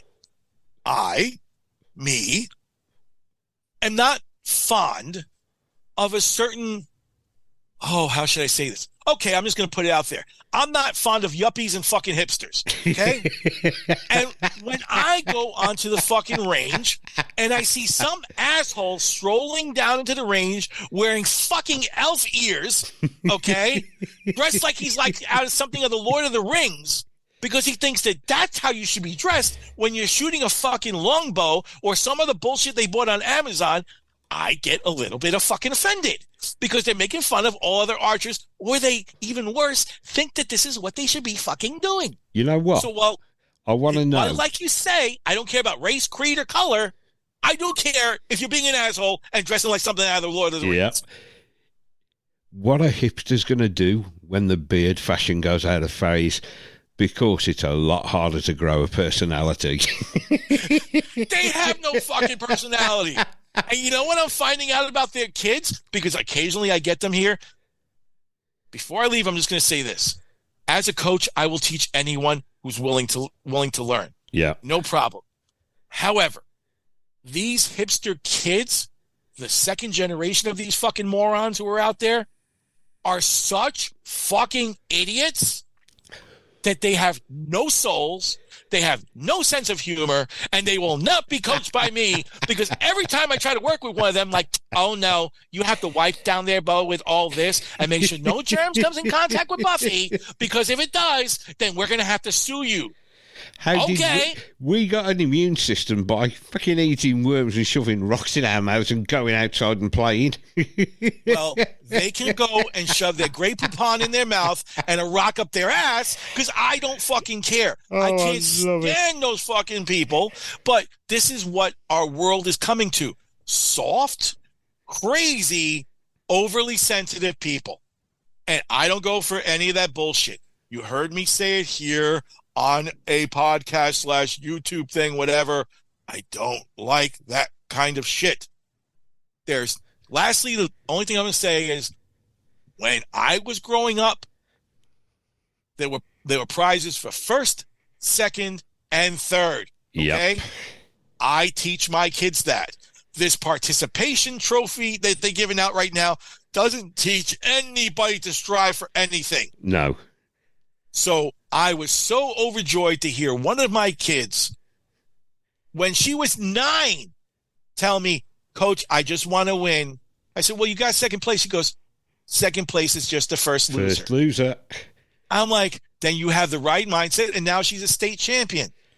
But if you just say, it's fine, do as good as you can, and we'll give you a trophy, no one's ever going to get better at doing anything because they have no motivation to do it. I'm going to get a prize because I participated. No. Angel, said my piece. Thank you so much. I'm going to have to wind it up because I'm about to piss myself. 2 bottles of cider is about to make its way out. Thank you so much for that. We've had 3 hours of... It's been amazing. Folks, I'll put all the links down in the show notes. I think to play us out again, we're going to go Who Put the Pecker on the Snowman again. Angel, thank you so much. So you can find, like, we're talking about gambling here. Oh, here's a don't be that guy. Because people will just, like, skip right to there. Folks, I hope you've enjoyed 2023. Remember, stay safe, shoot straight. Ta-ra, folks. All right.